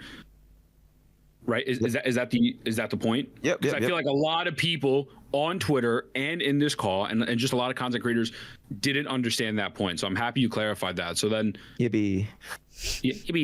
Yeah. So then I just think though the person who locked down that team, right? Let's say they are still an end game player and they're still having that skill issue. I think a big part of that though can still be related to power creep. That I think is just a point. And now obviously you could say, haha, skill issue, go fuck yourself, whatever, which is fine. But it is not 100% like plausible to say, well, since you didn't clear with Acheron and I did it, I'm not saying you, but let's say a chatter said it, or I did it, so you just fucking suck. Like there is still that underlying issue of power creep intruding. I'm not even just saying HP inflation, right? There could be tons of other ways that power creep is introduced. That's my point. So I don't think it's necessarily again, greedy is stupid if you're trying to roll for everything, but I don't think it's fair to say, you're just dumb if power creep is really affecting your ways and if you have a skill issue. Not everyone is going to know speed tuning. Not everybody's going to know the depths of the game and how it works like that. So that is just the point that I think is taken out of context and that people are honing in on. You know what I'm saying? All right. I do feel that this thing, whether I can clear and you can't clear, and then you resort to chasing meta, it really goes back down into why you pick this team to begin with. Sure, you find it more difficult to clear with Akron, but the thing is, it's okay though. All right, I think it's normal that the meta unit is gonna clear faster than Akron because that's the whole point of pushing them new units. Yes. Right. Exactly. Okay. Exactly. It wouldn't remove power creep, right? Power creep is gonna happen. There's gonna be more meta, and all that kind of stuff. So yeah, sure, you can go ahead and chase the meta, which will lead to the problem that I discussed just now. Or if you didn't chase the meta and you continued using Akron, then that's when you will have two different groups of people, right? The people who can clear and the people who can't clear. So, okay, maybe calling people that can't clear stupid is very, very mean. But the people who can clear with Akron, they are clearly doing something that the people who can't aren't. And that is what splits people, whether or not it's a problem for you. Yeah, fuck calling them stupid again. I'll call them stupid with you. I don't give a fuck about that. But I just think that, again, they're dumb. Like, I'm not trying to police the wording. That's not what I'm trying to drive home at all. But I'm just trying to drive home at all that power creep is still affecting the end game. Just because the top 1% can use those teams efficiently does not mean that it's not effective. Like, I do woo-woo clears. Like, last night I was doing a bunch of fucking woo-woo clears. I do it all the time. People have end game accounts and they are end game players, but they just can't clear it. And the reason why they can't clear this new tower is the new tower's fucking buns, and they're introducing ways to, make it harder. Artificial difficulty, artificial power creep, right? And so I think it's fair to say that still exists in the game. And it's not like a power creep exists. I'm not debating that. Like from the start, power creep exists, correct. But whether or not it's a problem for you, it depends on the player, which is the point of my tweet. Yeah, I get it. I get what you're saying. I do. I just think that it's like, I think we were looking at it in two different frames, to be honest with you.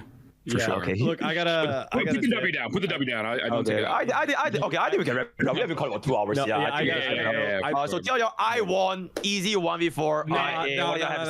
Poke called me stupid. Poke called me stupid. What a classic Eastern CC take. Oh my god. Damn it, you believe. If me and Cap clear MLC will be promoted to Eastern CC by the end of the day. I'm gonna get on it right now. I ordered my way to 12, and then I tried to auto, and then it didn't work. So I'm like, okay, bet I'm going to learn the game now. Yeah. Yep. All right. Well, anyway, I think power creep is happening too fast. It was nice meeting you, Mr. Pokke. This is the first time we've actually talked. It is great. So Yeah, same. Peace, chat. All right. Peace. All right, boys. Enjoy 07. Yeah. Good night, y'all. All right. Oh my god. Bros. My goodness. Oh my god, my ADHD attention span started to lack then at the end. It was just like a circular argument, bro. It's just like a bit of a circular argument. I'll be real. Like war. That was interesting. Listen, how would I rate that conversation? I think it was a nice conversation. To have. It was fine. You know, it was cool. I don't know why people let him get away with it. That was fun to watch. Listen, I like to try and interject when I can, but I feel like whenever I speak, it's kind of like maybe my point gets like blown over a bit. Or there's a lot of people talking over each other. That's why I don't really like doing like huge debates like that, like huge calls. Like sometimes I'd rather just have like a conversation like one-on-one with someone rather than just like a whole bunch of people like who talk over each other. But yeah, it was an interesting conversation. Saint will start to farm your ass now that he is streaming. That's brilliant. Saint likes to farm me for content. That's just is what it is. I'm just that great. Cause he entertaining to some people, I guess. MrPokke should do the thug shaker. That's wild. That's a wild thing to say, bro. It's a wild thing to say. If Kuteo combo was a 1 out of 10, this was like a 3 out of 10 or a 4 out of 10. Convo just ended with Pokke telling y'all just play how the game wants you to play, not how you want to enjoy it, or you're stupid and greedy. Yeah, it is what it is, bro. Listen, hey, listen, it is what it is. It is what it is. I still have my grievances with what Pokke says and what Pokke does, because to him, he is harping on the consumer of the game. He's harping on the players and saying player skill issue, and he's not really talking about in the same sentences all the things that make the actual reasons that makes the game predatory. That actually makes the game predatory. The devs create the problems and sell the solutions, but it's only a problem when it's player skill issue, and that's just what I don't like. I just don't like that argument. I don't like that reasoning. I don't like it in any of the gacha games, not just Honkai Star Rail. I don't like it in any of them, and I just don't really think that's ever truly acknowledged. Like, oh, like the only thing that's worth talking about is the player skill issue. But there's way more to the conversation. There's way more to the conversation than that. It's not just player skill issue. There's a whole list of things. To do with that. There is no skill issue, just the leveling issue. It's a farming issue too. It could be it could be an RNG issue. Listen, do you know what constitutes like by don't say why a player who doesn't have any skill or knowledge should be able to just go in? No one's saying that. The real deal, literally no one is saying that. No one is saying that, oh, I pulled this 5-star, I must be able to fully do MOC. No one is saying that. Pokke's point can be destroyed with a simplex example. Are people who didn't pull Yin Lin stupid because they couldn't see in the future the free Shang Li Yao and how they're one of the best players in a strong rotation in the game? I think that's adjacent. I think it's not necessarily, that doesn't destroy his point, but it could be adjacent to doing that.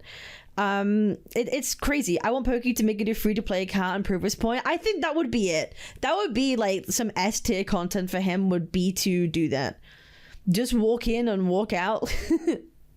I don't know. I'm saying that, why did my TOA auto clear when I got Camellia? Yeah, it's dumb. Like, no one is suggesting that. No one is suggesting that. But to me, the core of the issue is always going to be, hey, they release all these 5-star characters very fucking rapidly, very fucking quickly. They give you less pulls per character to do for. It's already like, FOMO was a thing. Like, oh, Pokke used this whole like argument of, oh, like facts don't care about your feelings. Sure, but it matters when it's how the devs create their game. Yes, facts don't care about your feelings, but do you know what also matters? Fucking the devs creating problems to sell solutions for. Yes, I'm sorry. I fuck me for feeling shit that stuff like this happens. Like, oh my god, it's wild. Yeah, at this point it's so disconnected from even the low spenders, hardcore players. MrPokke should just wear a tie on stream and a bikini. All right, Rusties, I'm gonna have to time you out in a minute, bro. Just ask him a simple question. Do you agree with what the devs are doing with the game? It's easy to correspond. Well, he does respond. He goes, no, I don't agree with what the devs are doing, like, with the game. I don't like whatever. Like, he can say that. He can say that, but I just don't like it. Always goes back to, it's only a problem when it's a user issue. Like, sure, skill issues matter. Skill issues absolutely, like, contribute to clearing endgame content. We know this from WoW, right? That's absolutely 1,000,000% a thing. But to completely, like, disregard all the practices that are getting more intense as time goes on with Honkai Star Rail and solely pinning it on the user issue is kind of insane. I do find that kind of interesting. Well, I like Star Rail. I'm just so tired. I'm so tired with Star Rail and only sticking with the game because of gameplay and how Star Rail is talking with point with friends. Yeah, that's fine. Call me. Shane, bro. Shane will want me to call him for content. But you know what? Never mind. Sure, I'll call you.